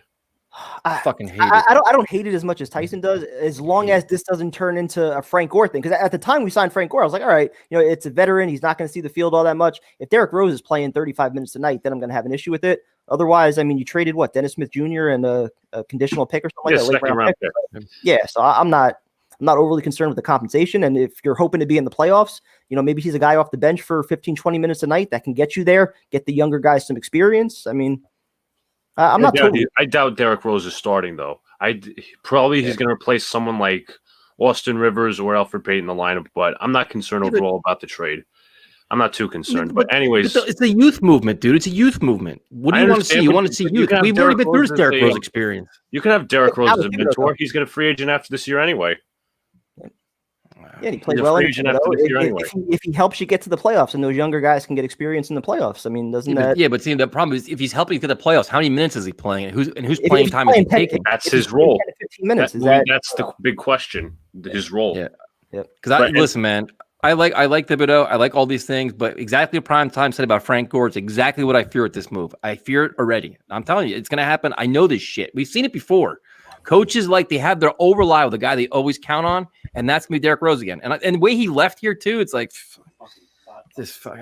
And Romeo just mentioned in the comments. He says Derrick Rose said he knows why he's here to help the young guys. He knows he's not in a major role. Yeah, okay, dude. Everybody says the right things you first get traded for. Let's see him do that. But see, you know what? I don't want to play 25 minutes, 30 minutes game. I'm only going to play 8 minutes and sit in the practice and coach the young players.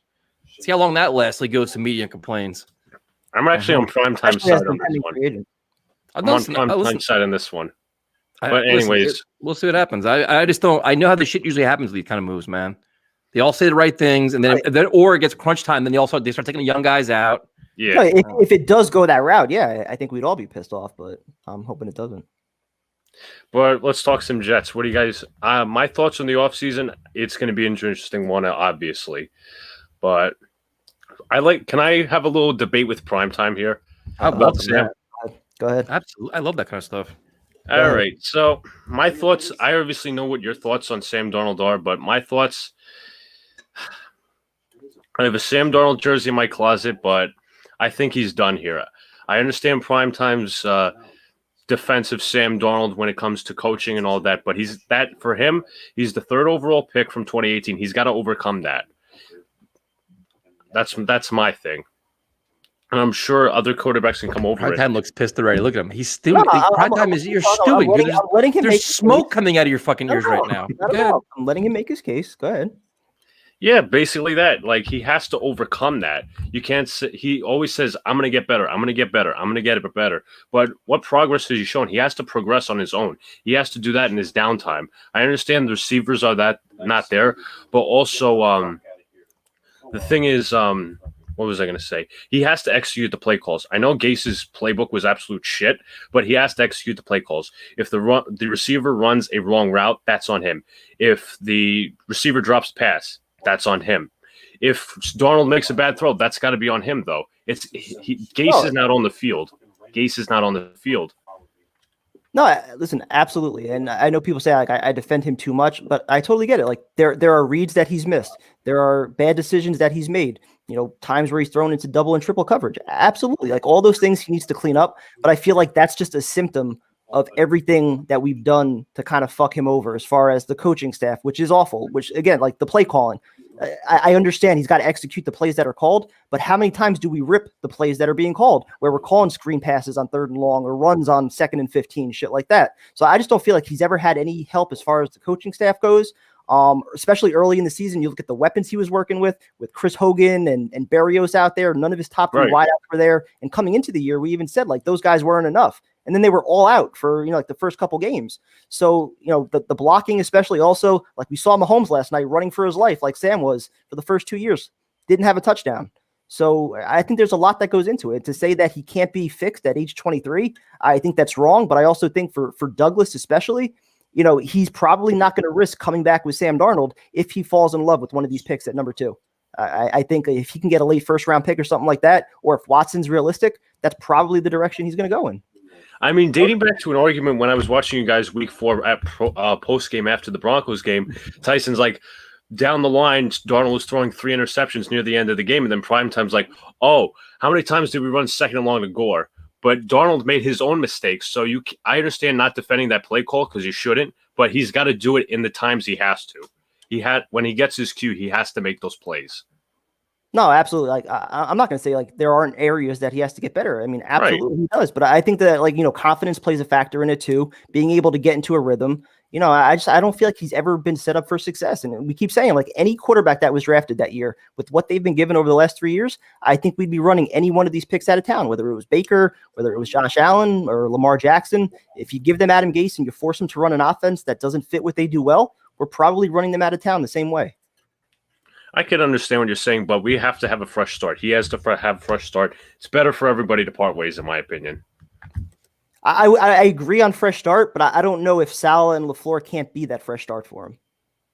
I mean, I'm not ruling out that they can, but if fresh starts somewhere in Pittsburgh, Indianapolis, Washington, wherever, just out of here.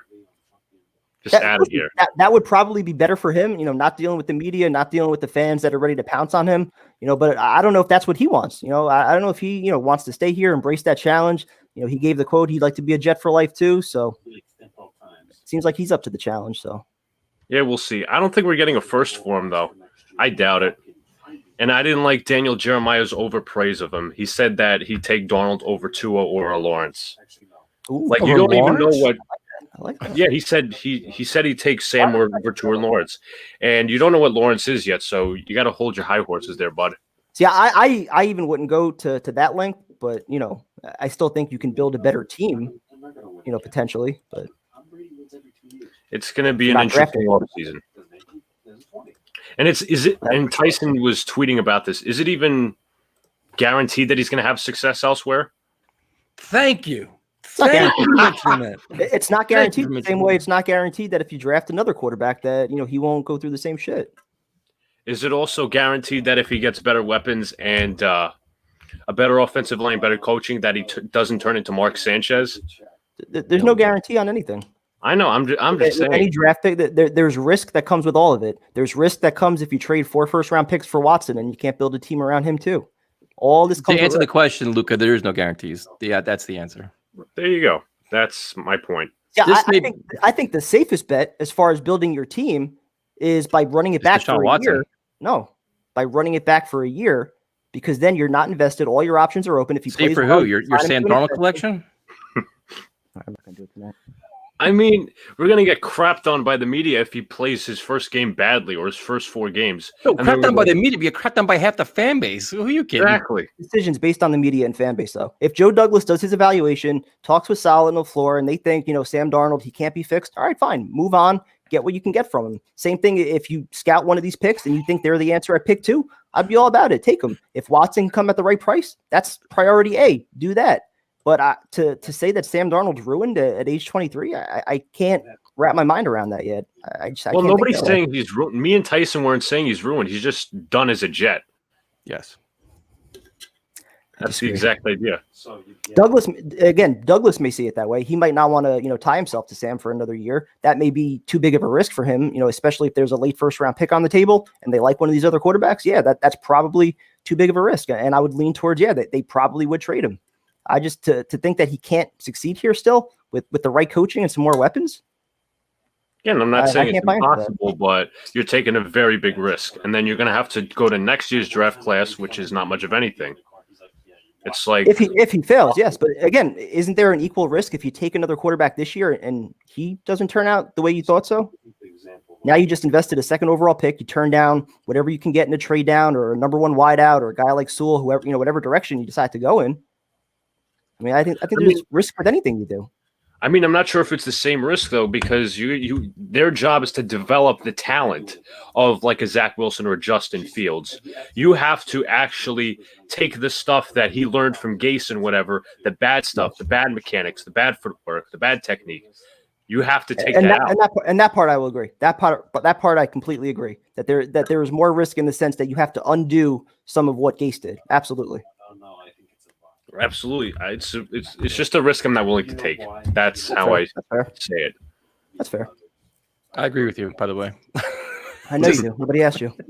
A lot of pressing questions in here, though. But I'm trying to make this a very viewer-friendly show, man. Letting the viewers speak to the expert. I just sit here and I just moderate.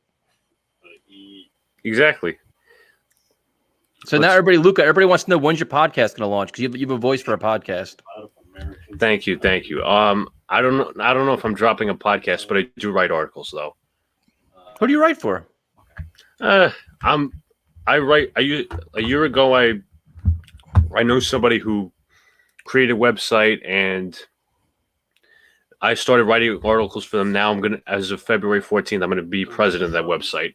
Well, give the name. Let's hear this. Who is it? It's allnysports.com. I also write for uncutsn.com. I do write for Primetime. Primetime owns a magazine. We could use some writers if we ever get back into publication again. Things open up. I hope so. I would hope so. Well, good luck with your writing, man. If you have stuff, make sure you tweet it out. We'll read it and check it out. I mean, I do have Primetime actually gave me thoughts on an article of mine slamming the media. So it was my Jets account on Twitter is So you stole Primetime's idea and made it your own? Is that what you're saying? Oh no. That sounds like as long as you add something to it, that's fine. I welcome all articles that rip the media. So feel free to go in. So Primetime, you're inspiring him now. So you're his inspiration, Primetime. That's good. Voice of the fans. That's what we're here for. Have a good night, Luca. Good night. So basically, he took your shit and wrote his own article. So that's pretty good. So we will go. Oh, wait, hold on. Should I answer this one? Too bad Luca has true view. You never know on this show, man. You never know. So, Johnny, I am now running NYSF. So if you want to write, hit me up. There you go. Primetime is the CEO of NYSF magazine. He fired me. His first move was he fired me, which is probably I never fired you. I got fired. I never fired you. That's it.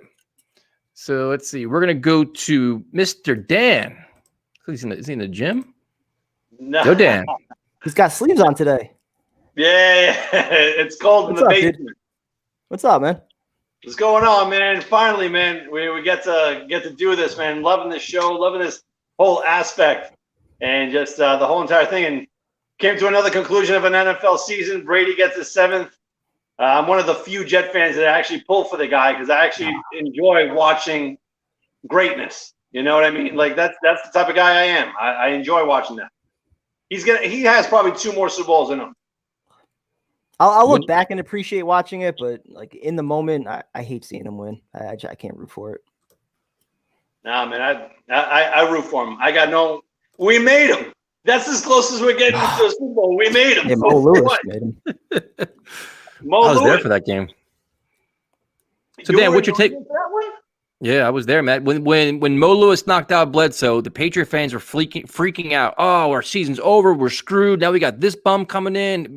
Everything sucks. They were all pissed off. I was sitting there right in the bleachers because bleacher seating in the stadium, dude. It was funny as shit, man. And here they are. Wasn't it amazing when that happened? Automatically, I'm like, all right, this is cake. This division is in the bag. Yep. There's no one else to compete against us. Yep. 20 years later. Fucking unreal, man. It's all good. Still haven't won a division. So what are your thoughts on all these Sam Darnold rumors, man? You buy anything Schefter's saying or no? I'm buying it. I am. I love Darnold, man. I love the guy. I think he had a bad break, but he's done some boneheaded freaking decisions as him growing up. But I think he's gonna go somewhere else. If you can get a first for him, by all means, let's do it. But damn, man, like, don't give me a second rounder for him. But there has to be a clear cut answer to this whole entire thing. You know, you can't just wing it. You have to say, all right, you know what? Sam's not the guy. Done. Cut your ties and go after one of the two guys that are left, either Wilson or Fields. You go with it. Or go with Watson. Again, like I was on the show for 2 weeks ago. I trade the farm for Watson. Why not? Get your franchise quarterback. But don't you have to know that? Don't you have to know that one of those things are a realistic option, whether it's Watson or falling in love with a Wilson or Fields and feeling confident, you know, with them as the number 2 pick? Don't you have to know, like, you have your guys somewhere before you trade Darnold? Oh yeah, you have to. Well, no, not necessarily. Not necessarily, because the sure thing, you have the choice of Fields and Wilson. So right then and there, you can cut ties with Darnold because you don't need him. I'm saying, you have to. Don't you have to be 100% sold, like, on either one of them? Like, otherwise, if you take them and then they're not the guy, you know, you're stuck with them for at least 3 to 4 years. Whereas with Sam, it would be a 1-year thing, and if it doesn't work out, all right, well, next year we still have 2 first-round picks, we still have all our cap space, like, we could still find our quarterback. If you take the guy now, you're not taking the guy next year or the year after. You're right. You know what? I always liked what the Chargers did with Rivers and Breeze. I would love that scenario. But again, if Darnold can garner you a first-round pick, then obviously you have to build around that new young quarterback as you had to build around Sam. But again, if they're offering you 3rd-round picks, 5th-round picks, 2nd-round picks for Sam, I wouldn't move them. I'd say, all right, look, I got this first quarterback right there on the 2nd overall, and get at least Darnold. Maybe that's the fire that he needs under his ass, and raise his stock. And if he blows out of the water, either trade Wilson or Fields for next year. That's right. I mean, that's a win-win for me. Wait, so you'd want to take Wilson or Fields and then keep Darnold and have a quarterback competition this year? Look at it this way, Tyson. If they're offering you a 3rd-round pick for Darnold, would you do it? No. No. But you hold out. But I mean, what point? But what are you going to do? You're going to keep Darnold and then bring in Zach Wilson and Fields and just hope them what? Just quarterback competition right there, just like it worked out for Breeze and Rivers. See, I would entertain. I would entertain drafting a quarterback if you're trading down, and then a guy like Trey Lance, who I've talked about a lot, if he's there somewhere, like let's say you're picking 7th or 8th, if you trade down, he slips. He would probably be a candidate to sit for a year because he didn't play last year. I think that would be maybe a perfect scenario if you wanted to keep Sam and still draft your guy for the future. You let him sit for a year. He learns LaFleur's offense. And then if Sam plays great, all right, you can bring him back. If he plays okay, he probably increases his value. If he plays like shit, you let him walk. That's the lines that I'm going with. Like if you're gonna go that route, by all means. I mean, it can't hurt. Shit, if the light turns on like it did for Alex Smith in year 4, and you catch lightning in a bottle with Darnold, at least in 2022, he can actually give you a first, maybe multiple 1st-round picks. Who knows? I mean, if like case in point, he finally has everything around him that we all wanted him to have in 2019. A quarterback coach, an actual offensive coordinator, a passing coordinator. You got what you need to groom an actual quarterback. Again, I'm not saying that Darnold is the answer, but if you decide to bring him back, you have an actual atmosphere to groom 2 quarterbacks. Yeah, but why not do that just for 1 quarterback? And I understand what you're saying. It's just you just made a case for drafting a rookie quarterback at 2. You're saying all these things you're going to give the quarterback, and that's a perfect environment for a young quarterback. Right, but let's say if Wilson is in the wings, and you can garner another 2 first-round picks, trading Darnold if Darnold has like a knockout. So hold on. So now we're going from we're not sure what Sam is to Sam's going to be lights out. We're going to get 2 first-round picks for him next year. If he's that good, you keep him. Well, we don't know if he's that good because he's really surrounded by shit. But you just said we can get 2 first-round picks for Sam next year. If a quarterback is worth 2 first-round picks, that quarterback's staying here. So what do you do with Wilson? So if someone is enamored with Wilson, you can get your first-round pick back, and now you got 3 first-round picks in the 2022 draft. You know what I mean? I mean, to me, these are all hypothetical. I think here's my question for you. So you're all in on Deshaun Watson. What's your deadline to have a decision made with that? Because once you become the week of the draft, when's your deadline? Because ideally you want to have an answer before free agency starts because he'd be your number one marketing tool. But if it doesn't happen then and it drags out, then what? This one's simple. My deadline for Deshaun Watson is simple. The day of the draft, an hour right before the draft, if that thing's not pulled, done deal. Done. There has to be a contingency plan right then and there. If round one, first overall selection is poked at right there, done deal. It's over. Fair enough. They have to make a decision. You have to, because you can't be held hostage by hoping that Deshaun Watson gets traded, and then there's no guarantee he comes to the Jets. He can go somewhere else. Then you're stuck. Again, the Houston Texans are a dumbass organization. I mean, that's not saying much for our organization, but look what they did with their receiver last year. Look, yeah, they got a new GM, but they have the same owner. You know, they're dummies. So all this blockbuster trade, this and that, maybe it might not even garner all that.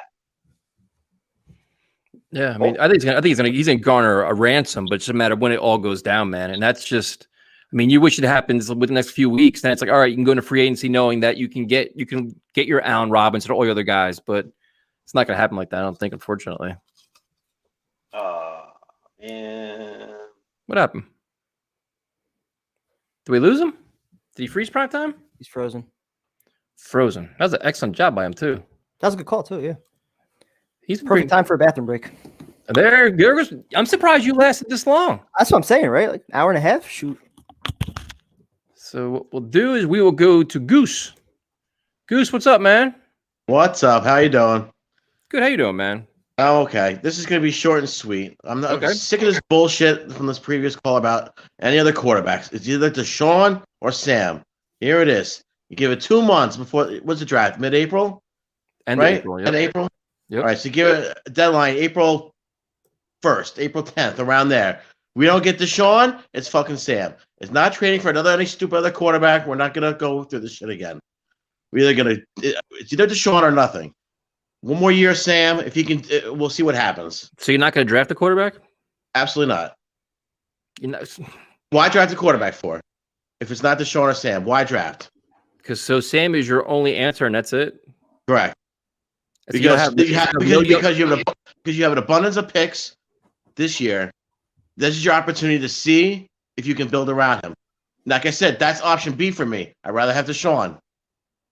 But we're not going to go through this fucking another year of a fairy tale of thinking what kind of quarterback is going to be whoever you wanted to draft, or whoever's available to draft. Not going to happen. That's it. We've done this shit too many times. So you're willing to you're going to double down with Sam, and then if it doesn't work out, then you just start over next year. Absolutely. What's the point of starting over this year with all these picks and wasting them on a quarterback that might not be good? Exactly that. What's the purpose of that? With all these picks, if you take Justin Fields at 2 and all these picks, you start building your young nucleus together as a team. You have all these young playmakers working together as a team to go forward. That's the purpose of doing it. Yeah, but you won't see any results the first year. Because even if you drafted Fields, when exactly it's going to take time to be a young quarterback. When do you expect it to happen?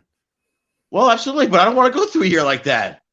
So what's the point of that? All you're doing, all you're doing is kicking it down. You're kicking it down another year. You don't want to do it this year, so it's going to happen next year. Right, but you said you don't want to. With the quarterbacks we can choose from here, none of them are any good. Oh, no, in your opinion, but who's good? So right now you're saying if Sam doesn't pan out this year, you're willing to go draft somebody next year. Okay, correct. So because if Sam's not good, it means we're shit, and we'll have a decent draft. Sam is next shit. Year. Right. So all you're doing is you're delaying the inevitable 1 year. That's all you're doing. So that 1 year if you're Sam delaying, out like shit, correct. 1 year the 1 year you're delaying is a 1 year that this young quarterback is not playing with Mims. He's not playing with Beckton. He's not playing all this young nucleus is 1 year not playing together because you want to double down with Sam. Well, look, that's the chance. That's the chance we're gonna have to take if it's not Deshaun. Why? That's a chance you want to take. It's not Deshaun. I don't want to take that chance. That's your chance. All you're doing is delaying the inevitable.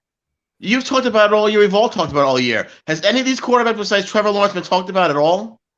Dude, by us or anybody? I guarantee you, it's February 8th. I guarantee you by the beginning of April, there'll be a quarterback that's going to be on fire. Everybody's talking about once the pro workout starts. Right, everyone's going to be talking about it because they always do that, though. Doesn't mean there's any good. I mean, they always want to hype somebody else, and then it never comes out to fruition. So They didn't hype, how did Justin Herbert do this year? Did he do all right? There was no hype around him. Was he all right? He was good. Yep. Oh, he's good. Rookie of the year. He was good. Oh, But like Pat Mahomes, he wasn't hyped up as one of those quarterbacks on draft day. You're making my point for me then.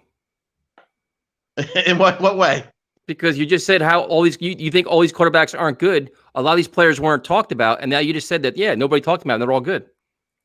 So maybe Not all of them. There's like 10 quarterbacks drafted every year, and we got one or two that are good. Okay. You know what I'm saying? Listen, but like I said, I'd rather have Deshaun first. So don't get too happy prime time me talking this whole great about Sam. No, listen, I understand all the Sam Darnold supporters and how everybody's like, if no Deshaun, let's just settle for Sam and do that for 1 year. I don't like to settle. I like to go in a different direction. But that's listen. Some people like apples, some people like oranges. I don't, I agree, but listen, with all the picks we have now, if Sam does shit, say we still have Sam, he does shit. We have all these picks. So next year, when we have another quarterback come in, they'll have a lot more talent for him to start with. Plus the draft picks you have the next year as well to go with them. But here's the problem with that thinking. That delaying it one more year, say the Jets find a way to win 6 games. All these draft picks you're so excited about, you're going to now have to trade up and use to go get the quarterback that you couldn't get this year. Okay. But say we pick Justin Fields, man. You're taking it down 1 year. Right, but just say you pick Justin Fields this year and he sucks.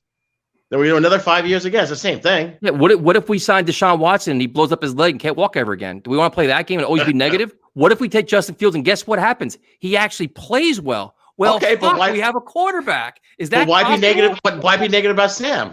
Because I already saw 3 years of Sam. Yeah.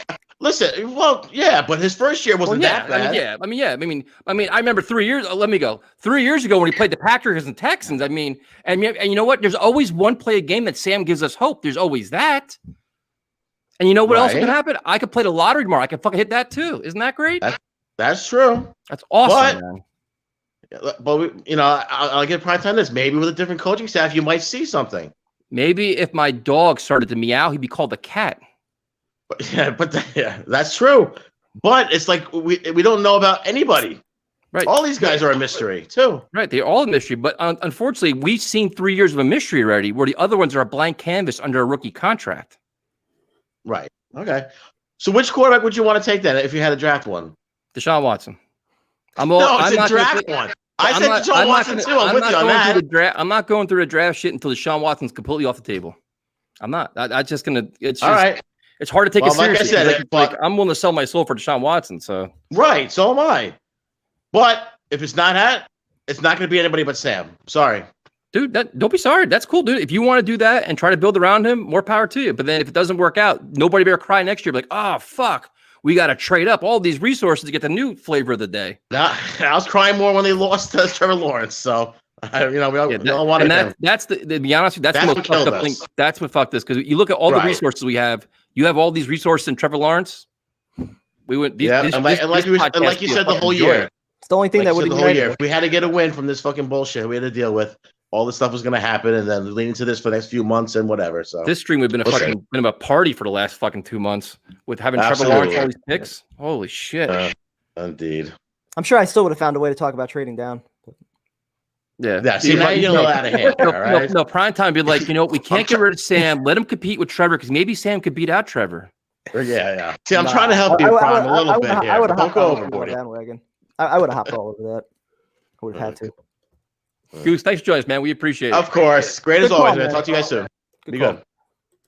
I think prime time brought Goose on just to fucking rile me up because I was too quiet or some shit. That was all Goose, man. That was a phenomenal call. Some great takes. He brought it. Prime time beat my Valentine. See that prime time? You're getting Valentine stuff now. Who's A?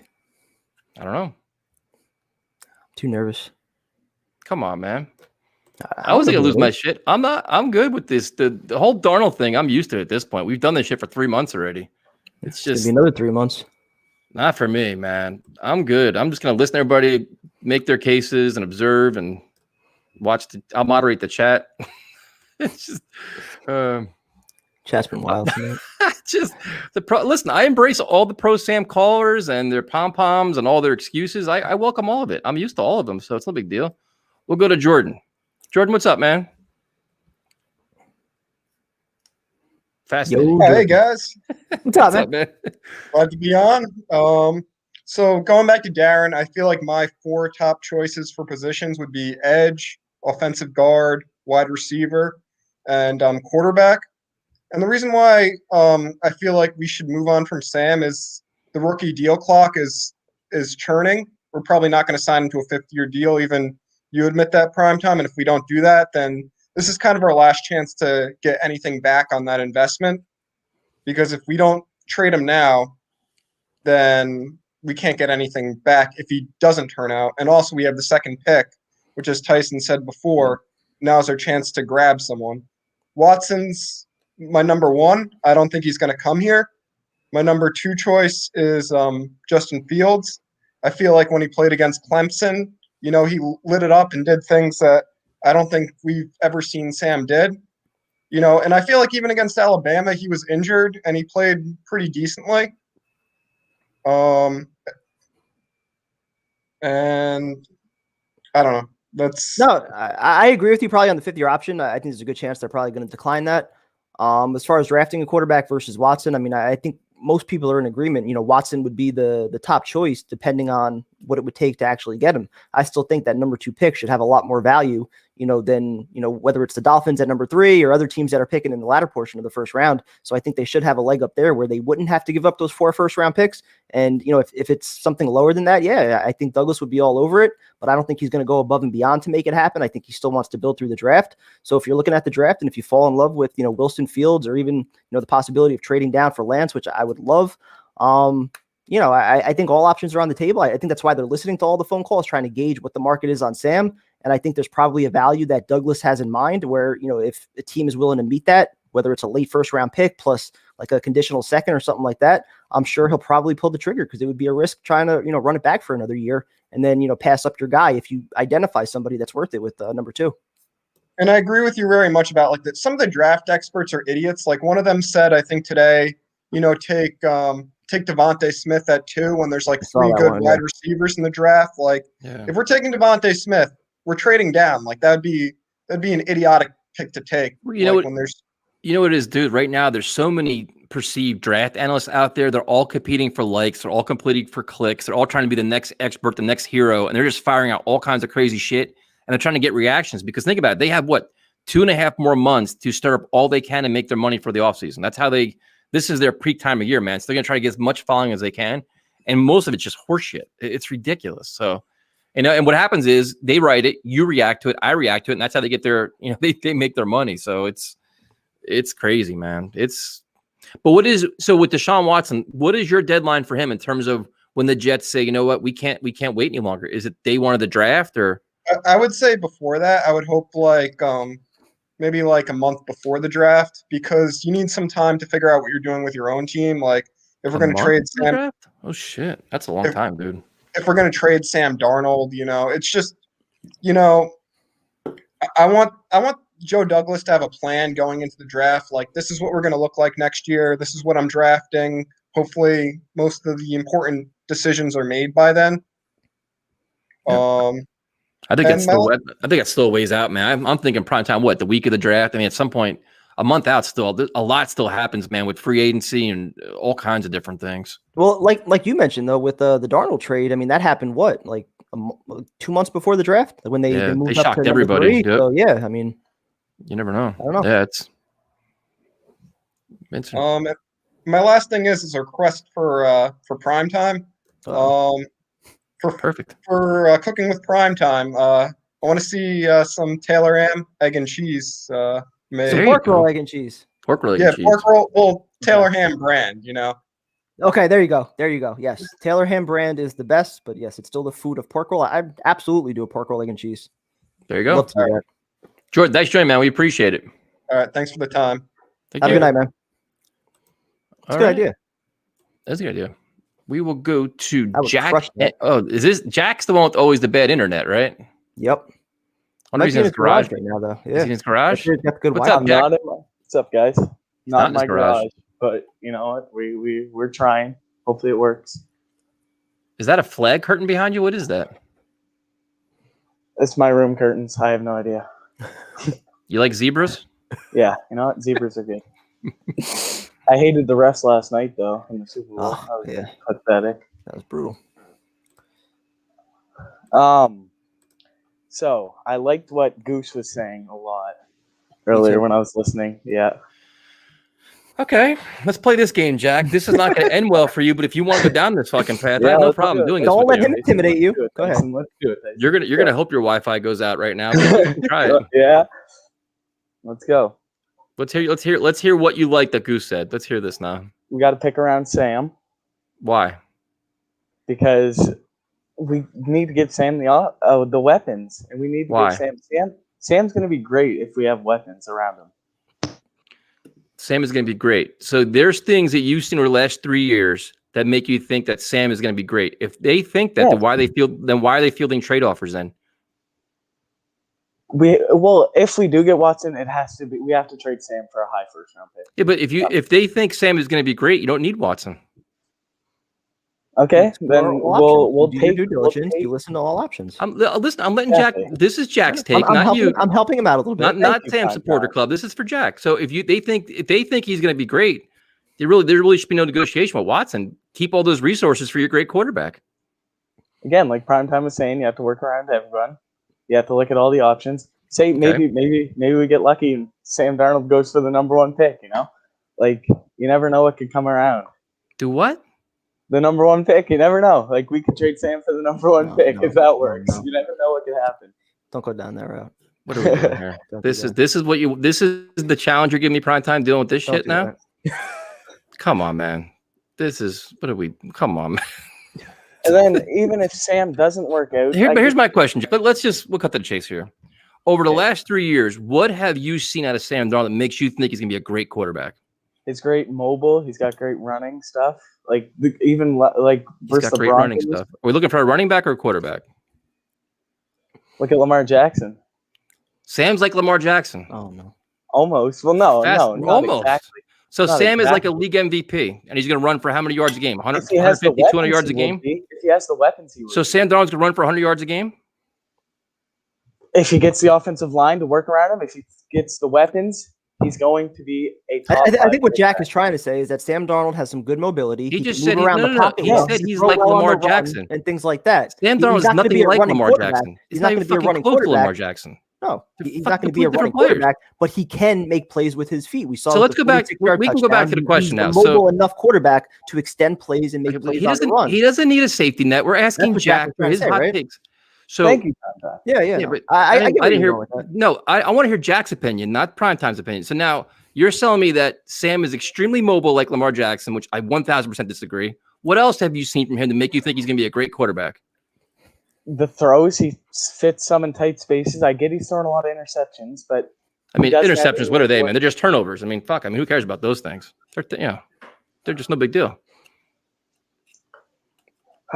We all have some bad games. Russell Wilson had a 3-game stretch. This is Jack. This is Jack's. Listen, I let you talk to all the. This is my call. I'm helping him out with a few things. You're not really helping him out much, man. You're making it worse for him. So, and then even if Sam doesn't work out, which he will work out no matter what. So in summary, he's going to be a running quarterback, Lamar Jackson. He makes some window throws. He has some turnovers, but those are no big deal. What else have you seen from him? We've seen some shades of greatness from him. Just any throws we've seen. If again, like I'm going to this point, if we get him guys like Allen Robinson, if we get him those guys, he's going to be great. So you got to surround him with all-stars to be great. We got to draft around him. Yes, we got to draft even. And then obviously, like if he doesn't work out, we'll get someone next year. But he's going to work out. Oh, just get somebody next year. It's no big deal because the franchise quarterbacks just fall off a tree, right? They're just no big deal. It's just like we go to a store and we buy one. He's going to work out. But if not, we just go buy one from like what Walmart next year. No big deal. Why do you not even give him a chance? I did for 3 years. I'm just asking you what you're calling him. You said he's going to be a great quarterback. I've never uttered those words once. I want to know what gives you that confidence. We got to build around him. What has he had to work with? Okay, but what have you seen though? Wait, there's got to be something actually physically on the field. What did you see this past year? You watched them all 60, well, no, not even 16 games. But what have you seen from that? Said, you know what? Holy shit, that's a franchise quarterback. That inspires me. The run versus the Broncos. So now we're back to the running plays again. So maybe we don't have to draft the running back. We can keep Sam and put him at running back that's instead, not and then what I'm saying. that's what we can do. We draft Zach Wilson. Jack meant to bring up like some of those plays where he was running We around draft for Zach 8 seconds Wilson. and still threw the You're ball. not in the end letting zone, me- you're not letting me He was talk extending Draft the Zach play, Wilson and put first Sam play, at running first back, play. and then we're all our problems are solved. You're not letting me talk about that stuff though. You're just saying, "Oh, Sam's a running back. Sam's a running back." You're not letting me talk about other plays that he's done. Well, tell me. I've asked you 5 times what the plays are. Tell me these passing plays that just said, "Holy shit, this is my franchise quarterback." How about some of those deep balls to Robbie last year, and then they took him away? No, this year. I'm talking about this year. That's what I'm saying. Who did he have? Exactly. Who did he have? Who did Joe Mims Flacco was have when he injured. played well? Mims For was what, a injured. quarter and a half? Again, How about that pick six? What happened? What that happened to the Flacco game had with the inside the Patriots? 5-yard line? Interceptions shouldn't be stared down talked the about because receiver. Sam's good at those too, though. So that's He had Sam's like pretty 9. much. Didn't he have like 9 this year or 11, whatever it was? I It's mean, not awful. So for then, 12 games, Jack, but I'll ask Jack wasn't a question great. because I've already dealt with this at prime time. Jack, can you explain to me why second, third, and fourth string quarterbacks all across the NFL in adverse situations found ways to have success while Sam didn't? Coaching. Yeah. So Again, so then Gase- basically what you're saying is other players in adverse situations walking off the street and playing found ways to make plays, but Sam needs to have an all-star cast around him and an all-star coaching staff just to be a competent quarterback. Just needs weapons. That He speaks doesn't volumes need to me, an man. All-star cast. He doesn't need an all-star cast. He just needs weapons. He He's needs weapons. Allen Robinson. He doesn't. Allen Robinson's the Pro Bowl receiver. So now he doesn't need weapons. Now you say you need Rashad Perryman as his number one receiver. What are we going to do with Rashad if he's Perryman? if he's a great quarterback, he can win role players. Oh my goodness. In fairness, Tyson, I did say before the season that I thought one day Sam would be able to carry a team, but I didn't think he was ready to do so yet this year. That was something I said a lot before the season. I'm just talking to the person that said that So Sam's one be a day, great quarterback. I think one day he could get there, but even like right now, he's got to be set up for success before he can get to that point and have the confidence to do something. Have a scheme that fits what he does well. That's fine. No QBs That's what are you're trying proven to say, that Jack, work right? well. So if we do take a quarterback, we're gonna have to trade down. That's all I'm saying. Why? But we're not. We're not. Why do you have to trade down? QBs are proven that too. There's no what? QB's proven to be a number 2 overall pick. Okay, so then you're going to trade down and hopefully you get Justin Fields at what 5, 6, 7, or 8 when quarterbacks are at a premium and everybody wants one.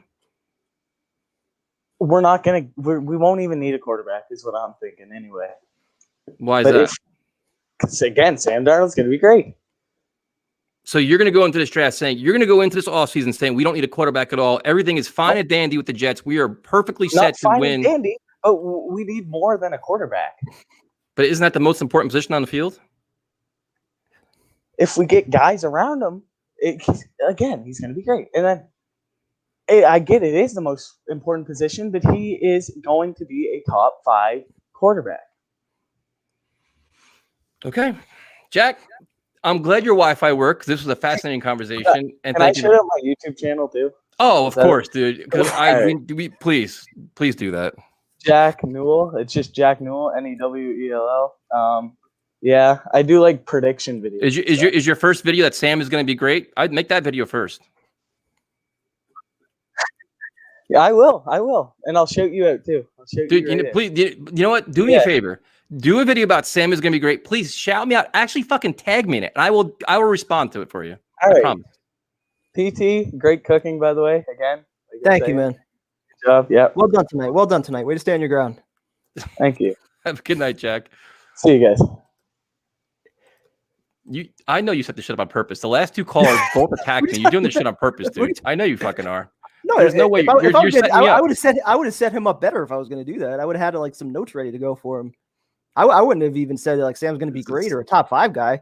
I think he's got a lot of potential. I think he's showing a lot of flashes, but I'm not going to sit here and say he's going to be great right now. I mean, he's got a lot to prove for that. I'm not a I Jets like his fan, potential. and it's beating a dead horse. No offense, Adam Gase, but Sam has put up with so much already. The kid deserves a fresh start. Plus, new regimes want to define their era with their own guy. Love you guys. Well, thank you, John. What team do you like, John? If you're not a Jets fan, let us know, man. Thank you for joining us. And that's why I'm tending to lead towards the fact that I do think he'll probably get traded. I mean, as much as I want him to come back next year, it's a new regime. Douglas didn't draft him. He's probably going to want to start fresh. And I think he's got a value in mind for Sam if he's able to get it. And if he falls in love with somebody at 2 or Watson's a realistic option, I think that's probably what's going to happen. We're going to go to Nick. Nick, what's up, man? What's going on, guys? How you doing? Living the Sam Darnold dream, man. Yeah. See, Nick, what you didn't realize is we had Lamar Jackson on our team, right? We just don't even realize it. Oh yeah. I learned something tonight. Yeah, we have an all-pro quarterback, and we need and our punters and kickers got to be top notch. We'll be good to go. Super Bowl next year. Yo, Prime. So honestly, I don't understand this because everyone's calling in right now saying they want Sam. What makes him your guy? I don't see anything that makes him that makes me confident.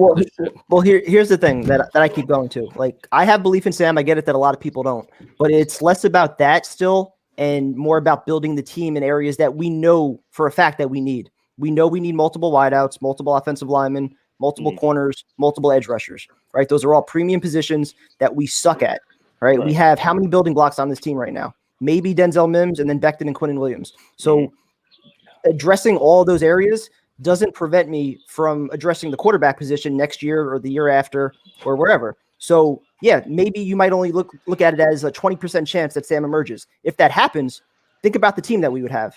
And if it doesn't, we're still in position to get our guy. So I still see the flashes that he's had the last couple of years. I don't think he's been put in position to succeed as far as weapons, coaching, and O-line go. I think we saw it last night with Mahomes, running for his life, and that's with weapons and that's with coaching. So I just think he's had everything against him, including a system that is just shit. And I get it. If you don't believe in him, he's definitely made his fair share of mistakes, missing reads, throwing the ball into double coverage at times. I think he's pressing a lot. It's a matter of whether or not you feel like he could overcome what Gase instilled in him over the last 2 years. Dude, I agree with you. He needs to build a team around him, but at the same time, he's just not the guy. He's making mistakes left and right. He looks confused every game. I'm watching this kid, dude. I'm just like, what is going on? Like, it's simple shit too. Like, you know what I mean? Like, I love the kid. I just do not want him playing on this team anymore. I can't see him, I don't know, doing anything. I really don't. That's fair. I just think that most quarterbacks, young quarterbacks, when they're running for their life and they don't have weapons in an Adam Gase offense, they would probably look pretty confused too. And I think it's clear that, his confidence took a shot. He was trying to press at times, trying to, force some throws, trying to make plays happen when there was nothing there. I think if you have a legitimate offense that schemes guys open, along with time to throw the ball and players that are getting open, I think you would see him actually make some plays and start to develop some confidence, get in a rhythm, maybe work some up-tempo offense, which, he did well at USC. All those things we never saw with the Adam Gase offense, which is why I just feel like it's unfair to judge him at this point. I get that, man, but it's just like he'll make a throw to a guy, and there's like 3 different defenders around him, like stupid shit. It's just like it's common sense. You know what I mean? No, like, that's not all coaching, man. Yeah. No, I know. He definitely deserves criticism for all that. I just think he can overcome a lot of it with the right system and some more playmakers. I mean, he's not pressing all the time, and yeah. As much as you, I wanted this kid to be the guy. I really did, but I'm watching game after game after game, and I'm like, what are we watching? Like, Tyson said it numerous times. He's going backwards every time. You know what I mean? I understand. Like, they did him wrong, but at the same time, like, he needs to have something to get him out of a lot of these games. He needs that kind of spark to help their team get inspired. He doesn't do that. Everyone around him, they all look like zombies. No, Does he make players around him better? Nobody. No, I mean, I'm just asking. I'm just a question. Does Sam make players around him better? Does he have the capability to take his game to the next level and make this team rally and be the game-breaking quarterback that won a Super Bowl for you? Can he do that? If he did, I mean, Mims, when he had that little that phone call, they were talking about him and asking him, about Sam and everything. He didn't say anything about him. He was talking about Watson. If the team had any kind of respect for him, they're calling him out. They want him to stay on the team. Nobody's saying that. I did think that was somewhat alarming between him. I'm not going to take any. I'm not going to take any stock in what Perriman was saying. Especially from a rookie. Yeah, but at the same time, like I said, with him and Becton, all the stuff on social media and the interview that Mims did, I'm like, for those guys to be talking, like they weren't on the field for half the year and they're rookies. So like I wanted to see a little bit more before they start opening their mouth.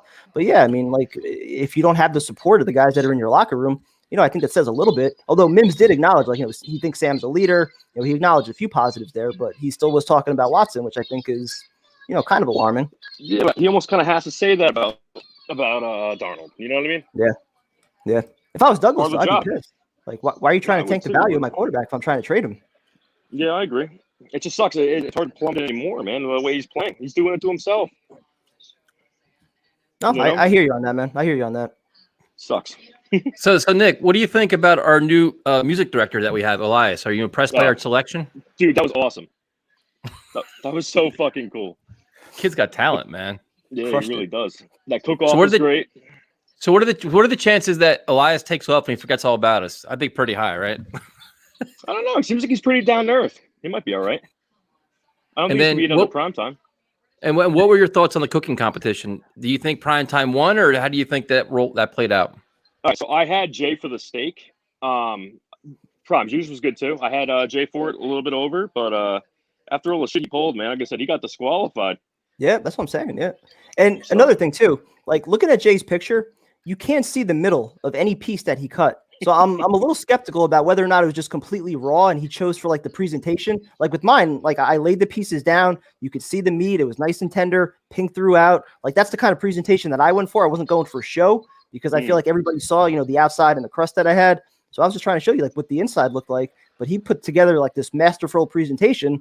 And then Tyson throws my little, 5 pieces on top of it. So I was getting ripped in the comments on Instagram and Twitter, which I understood. But I feel like anybody that watched how the fuck am I getting blamed for the picture now? I can only you what set you me up sent for me. failure. No, I sent you 3 pictures. One with the entire steak there, divided in 2.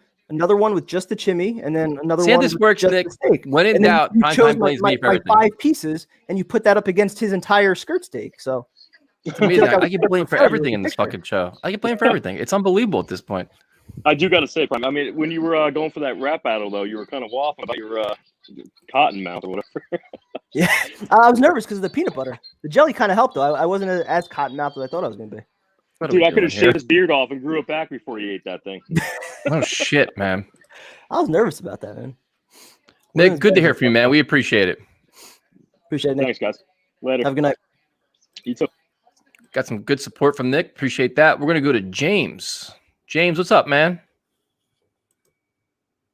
Yo, James. Yo, James. Oh, my mic was on mute. How are you guys doing? What's up, man? How you do? Oh, you sound serious, man. What's on your mind?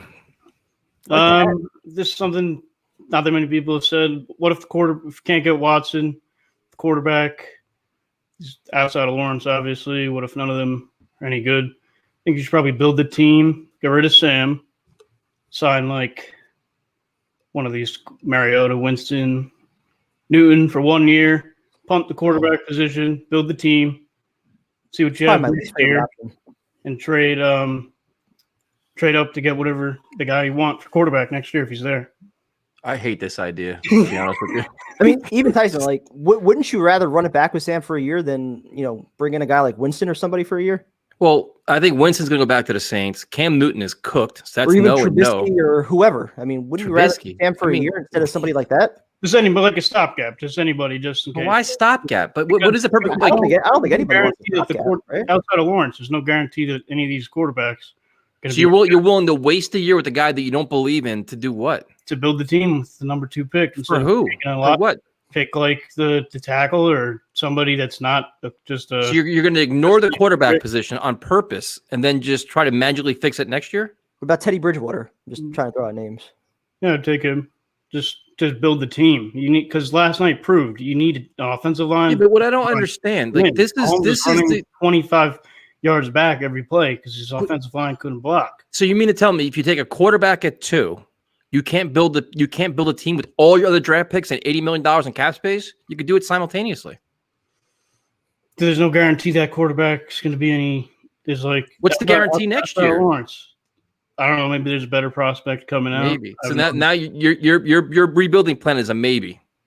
Maybe next year somebody's going to emerge. The quarterbacks, and maybe if you pick Wilson or Fields, you have no idea. And the guys next year aren't maybes. Who's the slam dunk guy next year that we're not talking about? I don't know. Howell?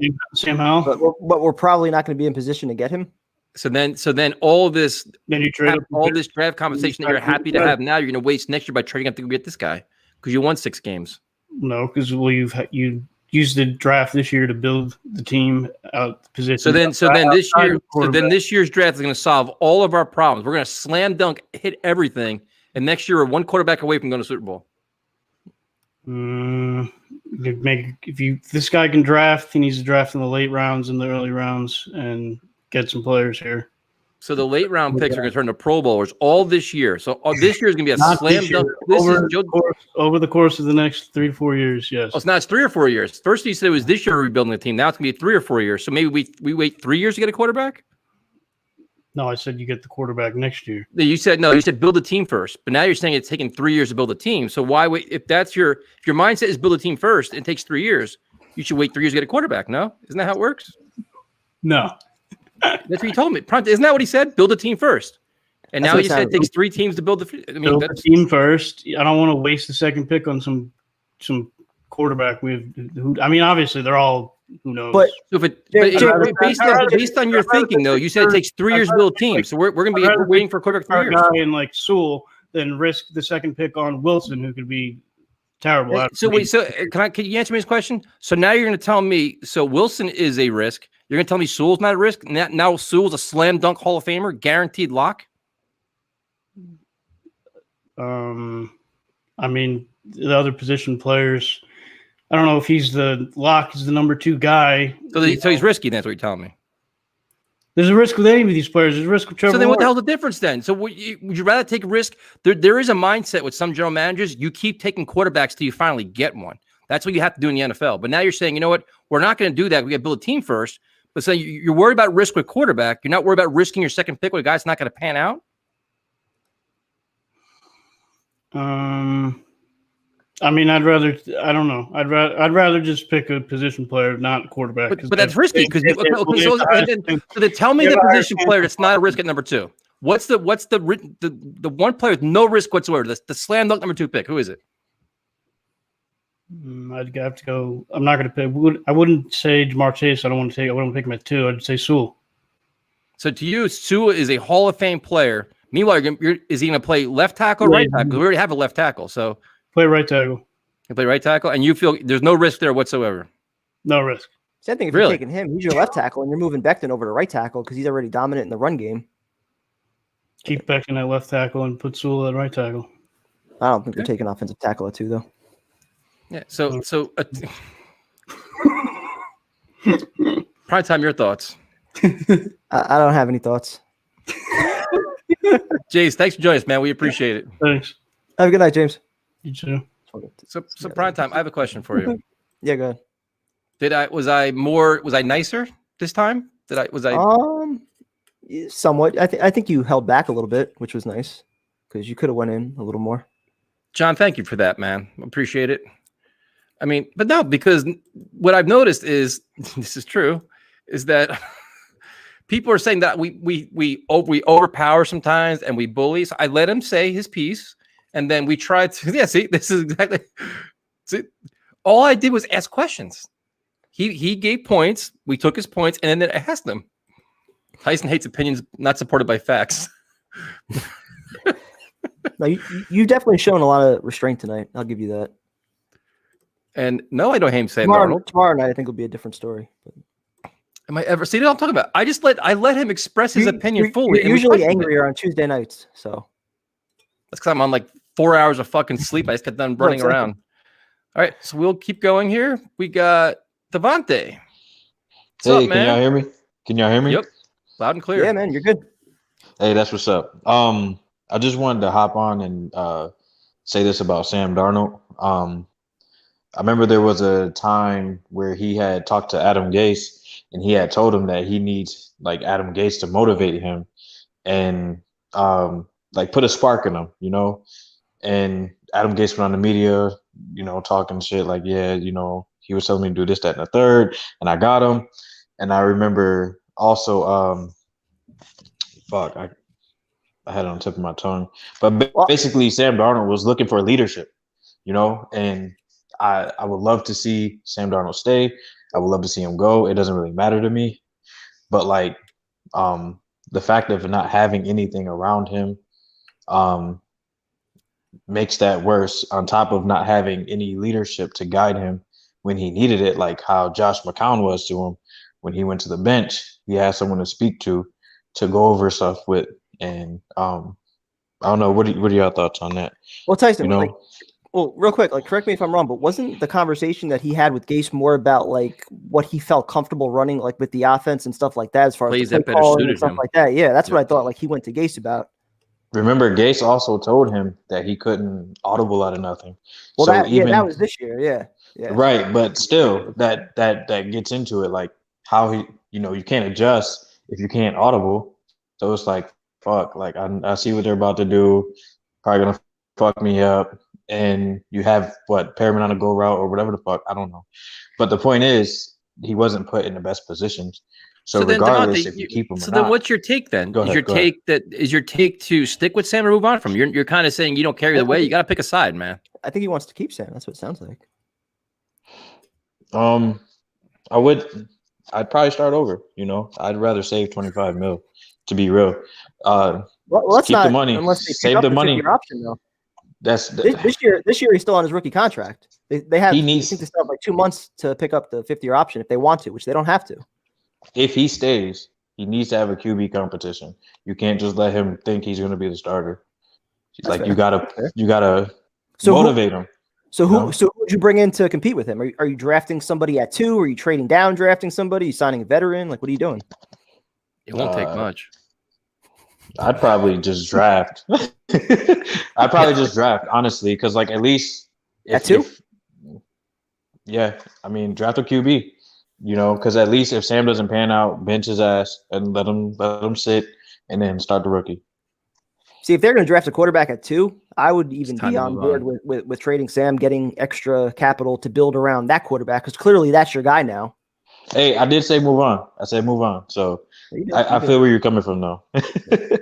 But I thank y'all for having me. I just wanted to say that, Sam just never had a chance. And even when he asked for leadership, it was shot down. He didn't have nobody. Why not take the bull by the horns and supply your own leadership and emerge as a powerful voice in the locker room and take over the team on your own? That's true. When does anybody question him as a leader, though? There's only so much you can lead when you're surrounded by shit, though. Hey, but you can call somebody like, yo, Josh, I need some help, man. Something. Cream rises to the top. That's all I know. When he had Josh, he was okay, and then Sam needs a babysitter to play better. So now we have do we hire those things? Is it quarterback coach / babysitter? Or is that a whole new position? Because if that's a position, hire me for it. 'Cause I'll be his fucking babysitter. I guarantee you probably play the best football he can play. I feel where you're coming from. I feel you. Thanks for joining us, man. We appreciate no problem, it. man. Good call, man. Have a good night. You too. So this show is just off the fucking rails here. I'm not sure what happened. So we're gonna go to Afram. Gentlemen, long time no see. How you doing, man? I'm just relaxing once again. Listening to this chat, I figured time to calm it down a little bit and just mellow out. We've been calm for the most part. Yeah. I need to mellow out. I just want to talk about the draft a little bit. I'm looking at it this way. You got 3 quarterbacks that you could possibly select: Fields, Wilson, and Trey Lance. I would try to make a deal with Atlanta if they want to pick one of those 3 quarterbacks. That still leaves me 2 available, or maybe 1 in case someone makes a deal with Miami. So you still got a choice, because I'm looking at these 3 quarterbacks on the same level. Okay. All right. Okay. But you would have to think, though, that after they go through the entire process, I know there's not a combine this year, but as far as pro days and like all the workouts and interviews, you would have to think that Douglas would have a 1, 2, and 3. Like somebody would emerge if they wanted to take a quarterback. True, but if they're going to do a system, I think any of these 3 quarterbacks would fit into what they want to do. Okay, more or less, give or take. So my thinking is, if you can trade down as far as 4 with Atlanta. And Wait, I have a question. So you're saying there's 3 quarterbacks that are all similar, that they're all the same abilities? I would say within those 3, give or take here or there, depending with the system and with the offensive coordinator, I think they could all 3 fit to what they want to do. Yeah, but then why? My question will be, why trade down the 4? Why not just stay at 2 and get the best one available? Like take your guy and not risk somebody else trading up to get your guy that you want. Here's the thing: how much more is one over the other? You follow me? Yeah. Is one more 50% better, 100% better, or are they on a scale? You've got Lawrence out. He was number 1. No one talks about him anymore. That's why they're hyping all these other guys out, because he's out of the picture. He's going to the Jaguars. His story is done. But you have now they're hyping up these 3 quarterbacks. No one's saying one is superior over the next one, right? Yeah. But that's us and the Yeah. analysts. You would think that Douglas, after he does his process, he's going to have somebody that, if he wants to take a They can quarterback, do. like that's his top guy. The only way I could see trading down, though, is if he's pretty confident that if he goes to 4, his guy would still be there, which would probably only be Trey Lance. Other than that, you got to worry that Fields could go 2 if you're trading with Atlanta, or even Zach Wilson. And then if a team trades up to 3 with the Dolphins, you can miss out on both of your top 2 guys. Are you willing to do that? If this is my thought. If your top 3 are Fields, Wilson, or Lance, whatever order you have them in, if you feel that any of these 3 will fit in your system, then you trade down, because you trade down, you could always, you're guaranteeing. It seems like one you're of the settling though. It's like, oh, you know what? Whatever No, guy because- falls us, we're just going to take him. I want the best guy. But you don't know. You're taking a gamble on any of these 3. You're not looking at. But it's more than that though. You're taking a gamble that you're going to trade down, and they're still going to be there. They will. One of those 3 will be there at 4. Yeah, but then if you trade. yeah, I don't like that idea. I mean, I don't know. I understand what you're saying, but like, I don't want to just have like the fallback option. Like, well, there's 3 guys. Whatever guys left, we'll take them. We'll make do with it. Right? Do you think how much better is Fields over Wilson, and vice versa, and how much better are they over Lance? That's how I'm looking at it Okay. right now. You follow me? I'm giving them like, if you take the top 3 wide receivers now. Yeah, but the other problem is what your evaluation is, or my evaluation is. What is the Miami Dolphins evaluation? What is the Washington football team's evaluation? They may say, you know what, we think Justin Fields is a star. We're gonna go get him at 2. We're gonna go get him at 3. Let him get him at 3. And then somebody says, you know what, we love Zach Wilson. Then Fields and Wilson are gone. They were sitting there like, oh wait, it's a risky game trading back, man, and just hoping the guy's still there. That's I what I'm don't saying. like that as a plan though. If you trade with 4, you still get your quarterback. Any one of those 3, if you deem them close to one another. As far as Watson, my concern is I during the free agency period, I need to know an answer, because I'm giving up big contracts at that point if I'm signing these. So you're saying by what, March 17th? No, during that time period. Okay. Give or take 2 or 3 weeks.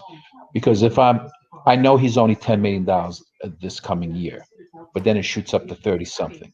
So I got to know that I have to have some room in my salary cap, because right now I think it's going to 180 or 185. I think the Jets have cap space for the next 3 years, man. That's not. Well, they have nobody to pay. No, I understand, but you still have to take that into effect, because you don't know how many people you're going to sign and how much it's going to cost you if you cut people at that time. I'm not a capologist, but I'm just thinking you also have to figure out a lot of teams are in cap hell. Yep. So now, are you going to look at the fact that a lot of good contracts are going to get cut? Do you want some of that money left over to sign guys that just don't fit into the salary cap? Right. So there's a lot of options there. Well, the Watson option for this year is cap friendly. It's incredibly cap friendly, man. It's $10 million. Absolutely. So that's not a problem at all. Then it's just a matter of how you want to build around them. I would I would do the number 2 pick for him this year, which in my opinion is 2 number 1s right off the bat, and next year's 1, and the following year 3 years in a row. Well, you're doing this because you're a Giants fan. No, no. I know what you're trying to do, man. Don't bullshit us. No, I think it's the Texans are not going to build this team. He's got an ulterior motive in prime time. He's trying to bury our team so the Giants stand up. I've been a Jet fan since '78, so I've been through a lot of shit. But no, I think we wait and see, because I don't even know what Douglas is going to do. He may just I think he's waiting and seeing himself right now, trying to see how this plays out. What happens with Watson? What the market is for him? What happens with Wentz? What teams give up for him? There's a lot that's going to play out next couple I don't even weeks. think Douglas knows what he's doing yet. No. Yeah. And I'm kind of concerned with Darnold trade, because does the team that trades for him still have to worry about the option, the 5th-year option as well, right? Yep. Are they able to pick up the 5th-year option after a trade? I'm not even sure about that. I'm not sure. That's the thing, because that would hinder from him getting, trading him for anything decent. I mean, they would still be able to franchise tag him and sign him to an extension that way, at the very least. But they still would have to I don't know if the I don't know if the option will still be on the table if he gets traded. I don't know if that's just I don't know either. Them, or how that works. I just learned today that May, if they franchise him, It's the average of the last 5 years. It's like $11 million a year, though, isn't it? May would be Yeah, which is reasonable. not bad. But who No. the guy in Arizona got $15 million a year? They said that got picked like 3 picks ahead of him. Yeah, I mean, that's fine. I mean, May's not his price isn't gonna. It's not a cap killer either, though. He'll be fine. No, I'm just saying. It's just, do you pay him $15 million or $14 million No. a year? May? Exactly. No. So I know Primetime does. I definitely don't. That $10 million, $9 million a year sounds good for May, but other than that, this is like a up in the air thing. Everyone's taking guesses, but we don't know exactly what this guy's that's what we're gonna here do. for, man. It's all guesswork. This is the Yeah. fun part of it. You know what? We all take guesses now, and once the Jets make moves, they win the offseason like they do every year. We're gonna be happy till at least what, September primetime? Well, we weren't happy this past offseason. No, we weren't. No. We read every move, almost every draft pick beyond the first 2 rounds, and we were right. But Yeah, that was one of the also, first I years think- that like we weren't, kind of with the blind optimism on a lot of the signings. Darnold's value will depend on what Wentz, what the Eagles get for Wentz if he does get traded. Because I mean, I don't think it's a number contract, ones. Also, They're talking 2 number ones for him. I don't know how they're doing that. That contract is that's an albatross, dude. That Wentz contract's a nightmare, man. And it seems like they have people just giving away picks lately. Well, the dumping salary. They're Yeah. willing to take the big cap hit to dump the salary and move on. That's Who knows? Thanks, Guys, man. We appreciate it. be well. Take care. You too. Have a good night, man. I like when he comes on, man, because he calms us down. We had some animosity building up. Jack pissed me off. Goose got me all fired up. So now it's like he calms us down. So We've had a few callers tonight that have kind of you set the shit up, dude. Whenever you What do you get mean? fucking What are you riled talking up, conveniently, What do you mean? You go for a piss break, and then all of a sudden 2 callers come in and they're attacking me. I know that this shit you're pulling, dude. It's something you're doing something. No idea what you're talking Do this about. shit on purpose. It's just No idea what you're talking about. Yep. So we're gonna go to our man. So now, Jack, you can try, dude. Tag me up, please. Bring me on your goddamn YouTube channel. Please tag me in it. Sam Darnold will be a great quarterback. Make that your first video. I guarantee you'll get 2,000 views. Guarantee it. So we're gonna go to our good friend Jose. Here we go. Jose, what's up, man? What's up, man? PT, I had it back last night. I appreciate that. Man. Are you I kidding me, appreciate Jose? that. The deciding vote. But Jose, tonight, Oh no! tonight, You turning on me? you're getting ethered. Getting ethered. He told you. That's right. Thank you, Jose. All right, let me have it. Let me have it. Tyson, I have a question. Uh-oh. I got a crossing route wide open. The safety isn't even in his vicinity. Yep. Doesn't the quarterback make that throw? Yes, sir. Jose spitting straight facts right off the bat. Comes out with his best Yeah. fastball. Now what did Sam do against the Broncos when Yep. that happened? Oh, that's right. He got sacked and hurt. Sacked and hurt. On the same play. Dude, he's just And spitting fire right now. But again, that's part of all of what I've said about him losing confidence and not trusting what he's seeing. There you go. Also, let me speak, PT. You've had all your little cheerleaders up, and I'm tired of it. Oh, So now, Jose bringing the fire right now. He's tired of the Sam Darnold cheerleaders. And he's Jamal Adams' biggest fan. so now I'm gonna now against my Seahawks. Yes, I remember that game very, very well. He had a clean pocket. He starts running out to his right for whatever reason. He probably saw another ghost. He wrote out another ghost. I have no defense anymore. This is He's the best burying call him. tonight. This is easily burying the him. best call tonight, Jose. We got to send you a present or something. This is phenomenal. This is it. He saw another ghost. Prime time. Your thoughts? I don't have a defense. He buried me and he buried Sam in one shot. Straight fire. Send me a case of truly. Dude, you know what? Jose, you know what? Send me send me your address, dude. We'll send you some, man. We got you. I have an extra shirt if an XL fits you. What size shirt do you wear? Double XL, unfortunately. Yeah, the XL might fit because they run kind of big unless you wash them. Then they kind of All shrink right, after. that'll work. Send us your address, dude. We got you. Do you mind if I plug my YouTube channel? Absolutely, man. You go ahead. Just type in my name, Jose Rodriguez, and then type in Seahawks and you'll see this ugly mug of mine. So, Now, the other question, though, along with the shirt, would you want any Jamal Adams stuff that I have left over? Unfortunately, it's in a Jets uniform, though. I have a whole bunch of Jamal Adams shit that I'm willing to get rid of if you're interested. Okay. Of course. Okay. Send us your address, dude. We got you. I'm tired of looking at it. I'll do that. What is Elias's social media? That kid can rip. He can rip. Elias, that's our music director, man. He follows us on Instagram. I forget what his channel is, though. Yeah, Elias Solomon. Yeah, we'll get it for you, man. Jose, thanks for calling in, man. We appreciate it. Send us your address.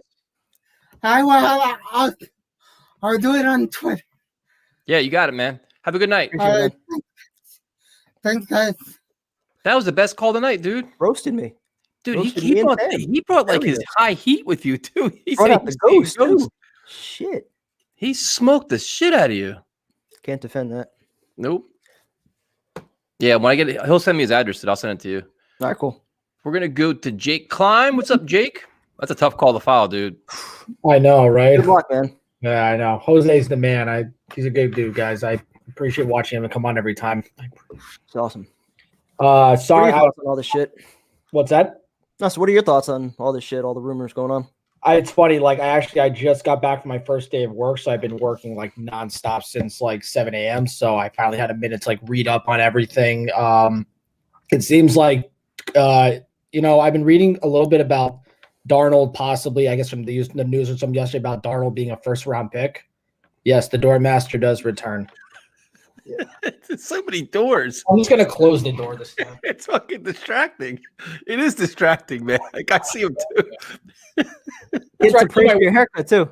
Yeah, thank you. I actually close the door when I do my TheraBand workouts. I haven't been to the gym in like in a year or so with COVID. But anyway, so yeah, I know the reports about Darnold being heavy, about being a trade. I'm getting a feeling that if the rumors are so that we can get a first round pick for him, I think it says more and more we're going to trade for Watson, because to get an extra first round pick just really just changes everything. Because if they can say straight up, listen, we'll give you, we'll have to give up the number 2 pick. I mean, they have to take a quarterback. If they give the number 2 pick and maybe a first rounder this year and a first rounder next year, I think it's a no brainer. I mean, I've said 3 consecutive years, but this gives us 3 first round picks to give in the next 2 years. Obviously, we're not going to trade Darnold and then, hope to God we get Watson. There has to be a plan. I mean, I really hope there is a plan, and I think you guys probably would agree with that, right? Absolutely. Yep. Yeah. I'll keep saying it. I actually just remembered there's not going to be a combine this year. So how are they replacing that this year? Are they just Pro doing workouts? So just like they're doing like a pro day, like Trevor Lawrence and Clemson. Well, I think the combine they could do interviews, but there's no workouts, right? I think it's all interviews, stuff like that. But then like they're going to do all pro workouts and private workouts with the players. Yep. Which is rough. They didn't do that this past year because of COVID, right? Because COVID was just really bad when it was starting. Were they allowed to do like that with draft players, or they did not do that? I can't remember. There was still a combine last year. Not a combine, but was there like pro days? Because that was like March, April. I think they were all canceled, weren't they? I think they were. I think that the combine was like early March, and that's when like everything started to lock down. Right after February. It's usually February. I think it's like mid-February or something like that every year. But I think the fact there were no pro days last year probably did hurt the draft stock. So I think this year, to me, I think the pro days are better than the combine. Sometimes I think the combine is kind of pointless. Let's be frank here. How many times are the 40s really that important to anybody? Really, are they really that much of a difference? I don't know. Like maybe for Tyreek Hill. maybe that helped him like get on the team because he's still a stud regardless of dropping balls last night. That game was just dreadful to watch. I think maybe guys can get on the radar that weren't on the radar before. It gives you a chance to make an impression that they want to go to your pro day, go to your private workouts. I guess it can, open some eyes at the combine. But now it's like, you have limited games, no combine. It's gonna come down to private workouts and interviews. It's not ideal, man. Yeah, and I guess we're gonna go into quarterback. I caught NFL Network this morning. They, starting their mock drafts. Dude, they have Justin Fields going at 15 to New England. I got to tell you something. If he goes to New England, I would be shitting my pants right now. I think it's amazing how he gets this much disrespect. And I'm not going to say any crazy things about him. Who's going? Where's Zach Wilson going? High? Us. They said they had us going as a number 2. And Justin Fields drops to 15. Yeah, I was like, this is an absolute joke, right? It's Like what, Carolina and like all those other teams. Yeah, like, Carolina quarterbacks. like Brantley or something, or somebody else. I don't know who the hell it was. Some corner defensive line. Clearly Carolina's taking a quarterback. If they were going to make a trade for Matt Stafford, they could be the favorites for Watson. Clemson. That's what I think it is. It really does make sense. it is. Honestly, I would love to play for Matt Rule and play for Tepper. I think they're doing a fantastic job there. I feel bad for Teddy, though, because I think Teddy just gets the bad end of the stick so many times, and I think he deserves a starting job, but I guess he does have limitations, and you're not going to say no to Deshaun Watson. But what can they offer? Like, what can Carolina offer? Like, the Jets, obviously, we know can offer the most. I think they really can offer the best pack.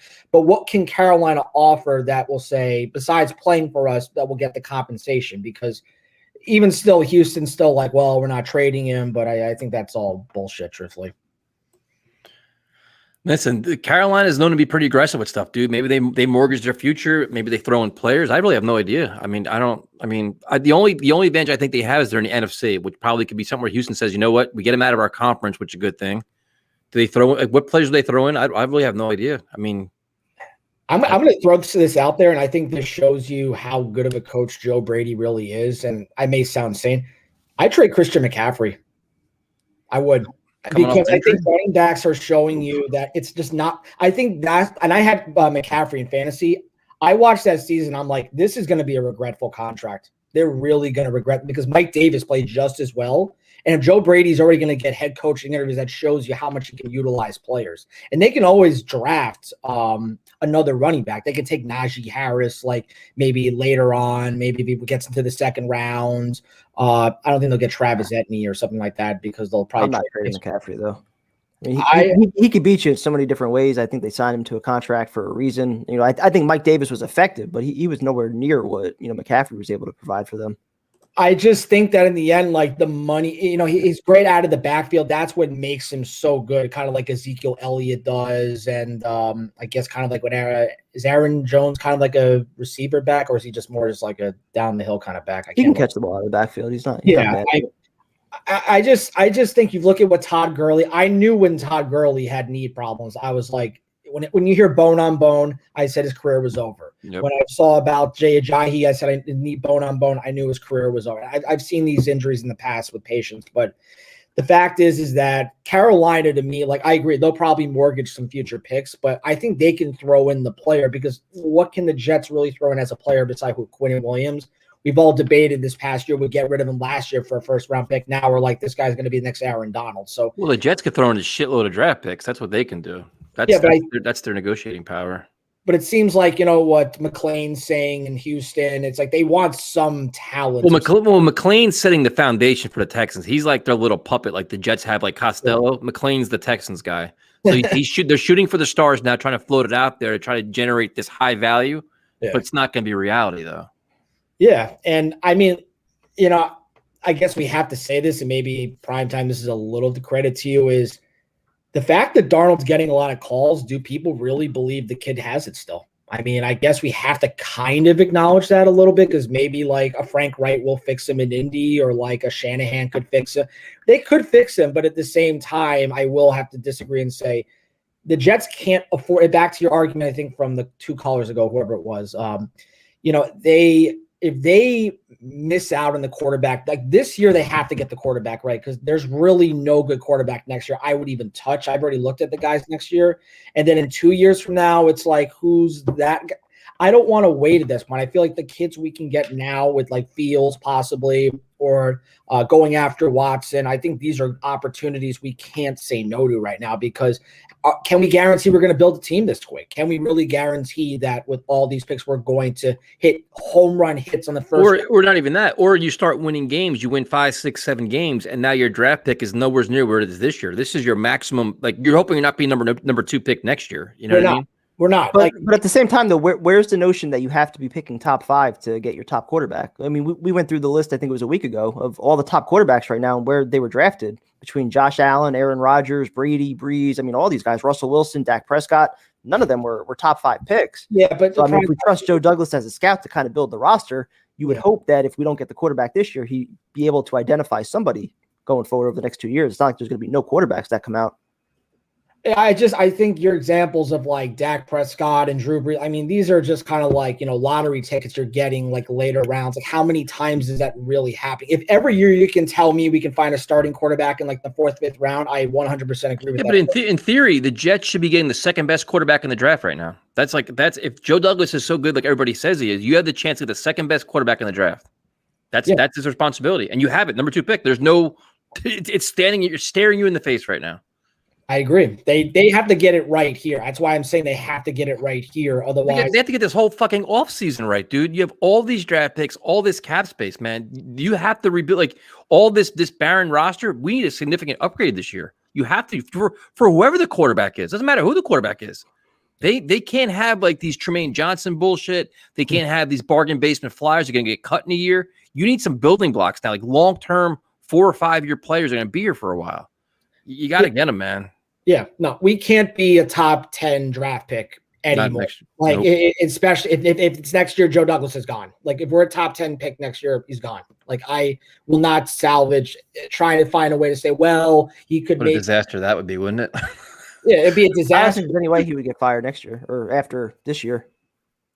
It's just the fan base is not going to support having another top 10 pick because it just shows you like how much improvement it really. The problem is though, you can't, no matter what happens this year, you can't fire him. Otherwise, you'd have to fire Saleh too, because otherwise, then you're hiring a GM and you're forcing him with a coach that he didn't inherit hire. a coach again. And and that's fucking going around in circles like we've been doing the last decade. Okay, maybe it's a little premature. I'm saying that, but it's just like it's just right now, like Joe Doug, like I said it earlier in this, off season or playoff time, like right now my foot's still halfway out the door in believing this team. Like I really need to start seeing some real success. Like just because listen, Joe Douglas said all the right things for a year now and really hasn't backed up any of it.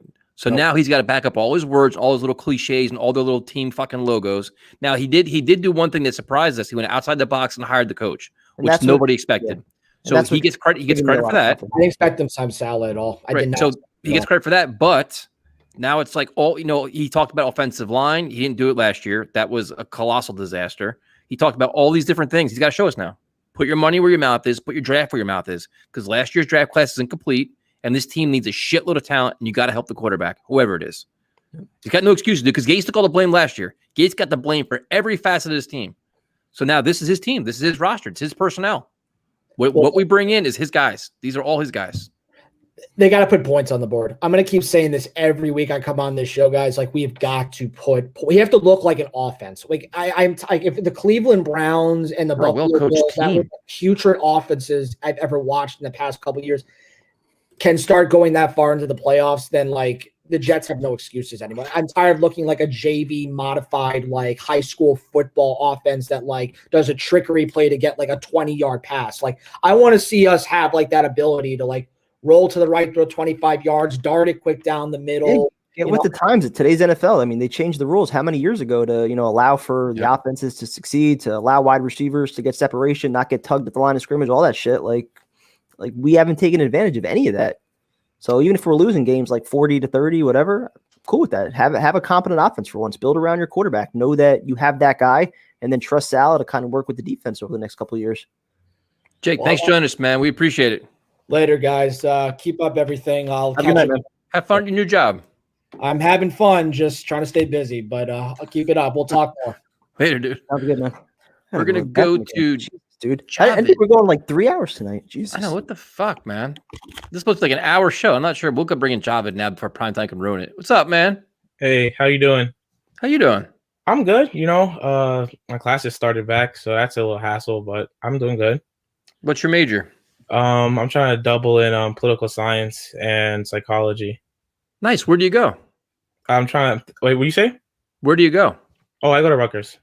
Nice. Good for you, man. Thank you.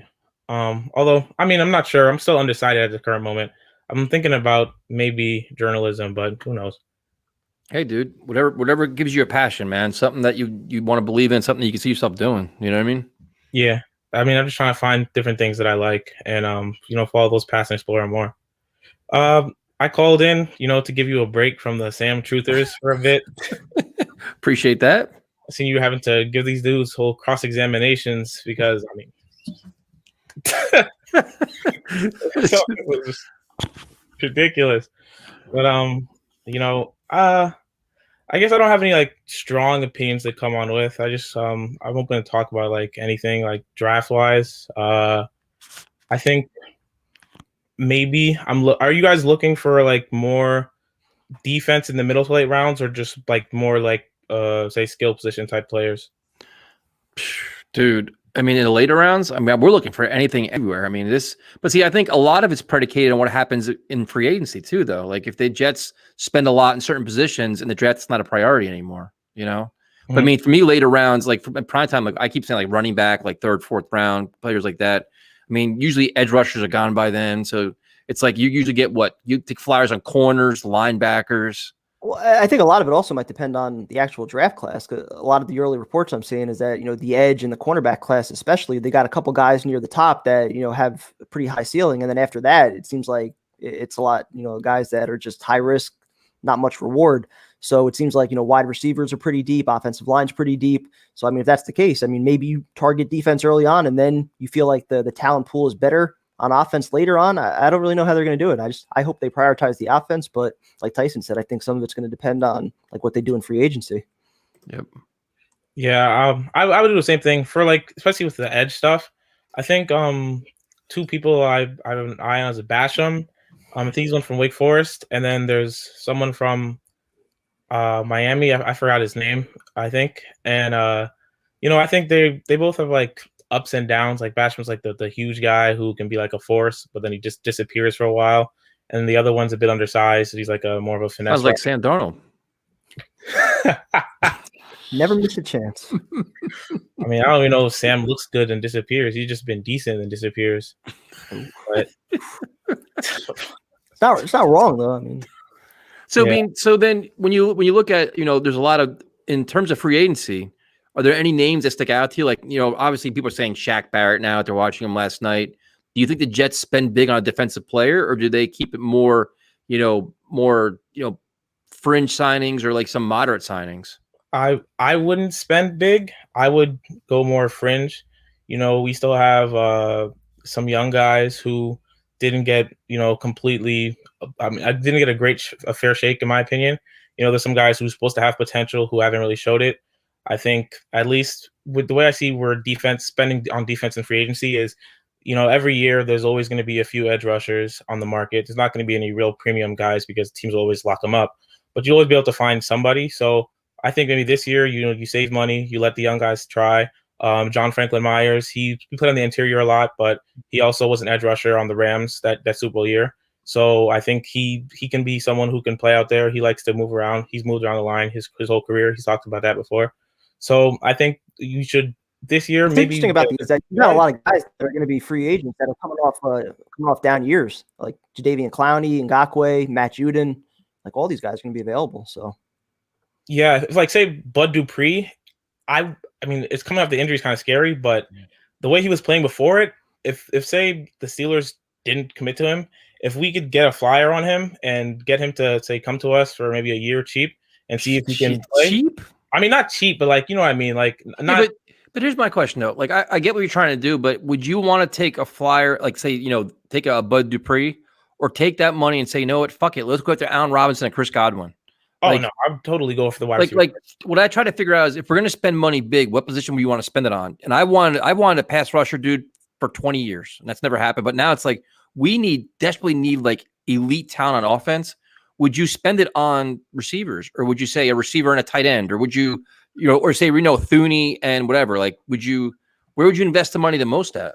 Oh, we're talking priority. I would definitely prioritize receiver and the guard position. I would look at Robinson, Godwin. Stay the hell away from Juju, please, for the love of God. I seen I think PFF had an article and they had Juju coming to us, and I was like, please, God, no. Yep. Do not give him any money. Bring back the connection from USC with him and Sam. No. He is a second receiver at best. He's a pain in the ass too, man.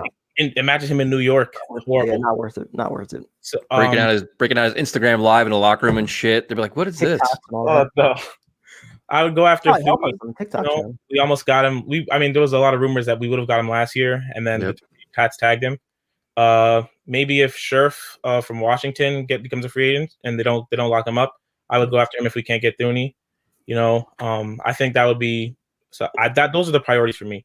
Edge would be like, say you have some extra money and you're thinking about spending it where you don't have to spend much money next year, because I think if we looked at our free agents next year, unless say we kept Sam and he was amazing, the only person we really have to re-sign is Quinnen.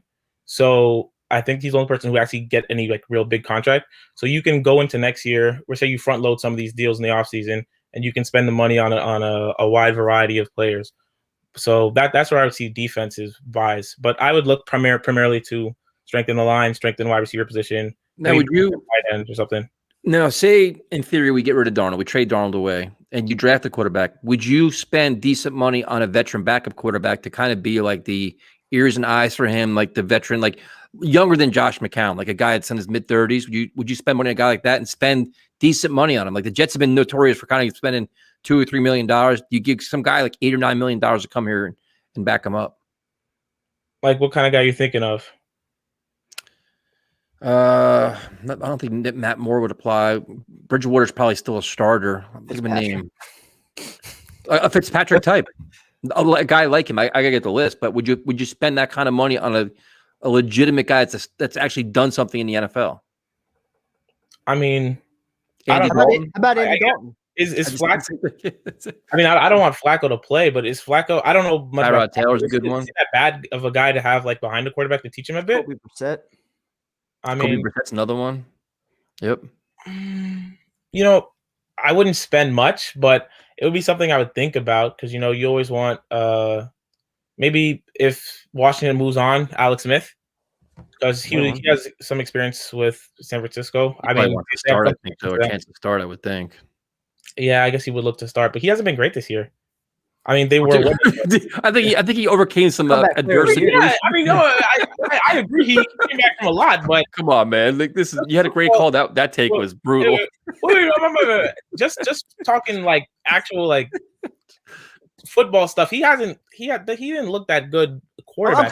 I'm kind of with you on that, though. I mean, is there any team out there right now that's looking at him and saying, "I want him as my starting quarterback for the next 2 to 3 years"? How much? That's a big risk. It's not that he wasn't great this year as far as comeback player of the year and everything he overcame. Right. And now he's got a full offseason to kind of build off, get healthy, and get even better and stronger than he was, dude. I mean, but he's a game manager guy. I mean, I respect the hell out of him. I really like him, but I mean, he's been a game manager guy for most of his career. I don't think any team is really going to make him their starter unless they're like desperate for a quarterback. Here's a good name right here. That's a good one. What's that? Knows the offense. Yeah, I would agree with that one. That's true. That's a good fit because that's a guy that's been there. He's actually played, got some experience, can help explain the offense and that's a good call right there. That's a really good call right there. I would fit Nick Mullins, some guy like that. Yeah, one of the backups from San Francisco. Yeah, that's a good point. See, they saved you, man. They saved you from that bad take. Look, I will defend that. I love Alex Smith. I don't think he was that good. I'll stick by that one. All right, fair enough. So now, inspirational, but not great. So now the most important question. This is brace yourself. Are you ready for this? I know you have a lot of pressure at Rutgers, but this is gonna be even more pressure. Okay. Who will be the kicker for the New York Jets this year? I don't know. We have that all-pro punter though, so I think he's our best tackler too. Yeah, jeez. I mean, he's made more tackles than Mosley, so That's true. That's well done, man. Well done. Oh shit, that's true. I missed the part that you were at Rutgers. What's your favorite grease truck sandwich? That's a good question. I don't even know the names of them. I'm not gonna lie. I was only at Rutgers on campus for a semester and a quarter. So, after COVID shut down everything, we moved back home. So I haven't been there in like a while. So I don't even. I drive past your school every day, go to work. They just started opening up again, though, right? Yeah, but I mean, I'm at home. Okay. So I haven't been to campus in a while. I'm by that place all the time, man. I miss those grease trucks. Yeah. A lot of fun nights there. Wait, which place? I go past Rutgers. I work in Somerset, so I go right through East Brunswick all the time. I go by Piscataway and by the freaking stadium. I'm by that area all the time, man. Oh, I live right near that area. I mean, I live in South Bound Brook, so I'm like right next to that area. Dude, Bound Brook's down the street. I go to the Quick Check on friggin' what the hell is that road in Bound Brook over there? Main Street? Yeah. Yeah. Yeah. I think that's in my town. It is, dude. I never see now we're neighbors practically. Yeah. But Darnold, no, don't keep Darnold. I'm sorry, I was reading the chat. Thanks for joining us, man. We appreciate it. All right, bye. Have a good night, man. Have a good night. Have a nice night, guys. All right, prime time. We have two people with no faces on here. So do we bring them on or not? I hate that kind because you never know what you're gonna get. I never trust that. Me neither. We'll just want to wrap it up. We'll give them 10 seconds to show their face. Oh, Ryan's bringing. Oh, wait, Ryan, we have a face. We had a face. We'll go to Ryan. Ryan, what's up, man? Hey guys, I'm not. What's up, I'm not the biggest. I don't have the biggest amount of nerves to come on here, but if primetime can rap, then I guess I can show my face. All in good fun, man. Primetime Okay, inspired somebody. we got a hot take here. Ready? Uh-oh. Okay. Scared. We got Jose Burgales, okay? Kicker out of Miami. Now stay with me here, okay? Now we have the second round pick. We also have the 23rd pick. Now, does this ring a bell to anybody? 17th overall pick, year 2000 NFL draft. Sebastian Janikowski? Sebastian Janikowski. Now let me ask you this. What did he ever Who's win? the all-time leader in points for the Raiders? Did he win a Super Bowl? I got rid of him, dude. I couldn't do it. That's it. I can't. Thank you guys for joining us. We appreciate it. Everybody have a good night, and we'll talk to you tomorrow night. Have a good night. Holy shit.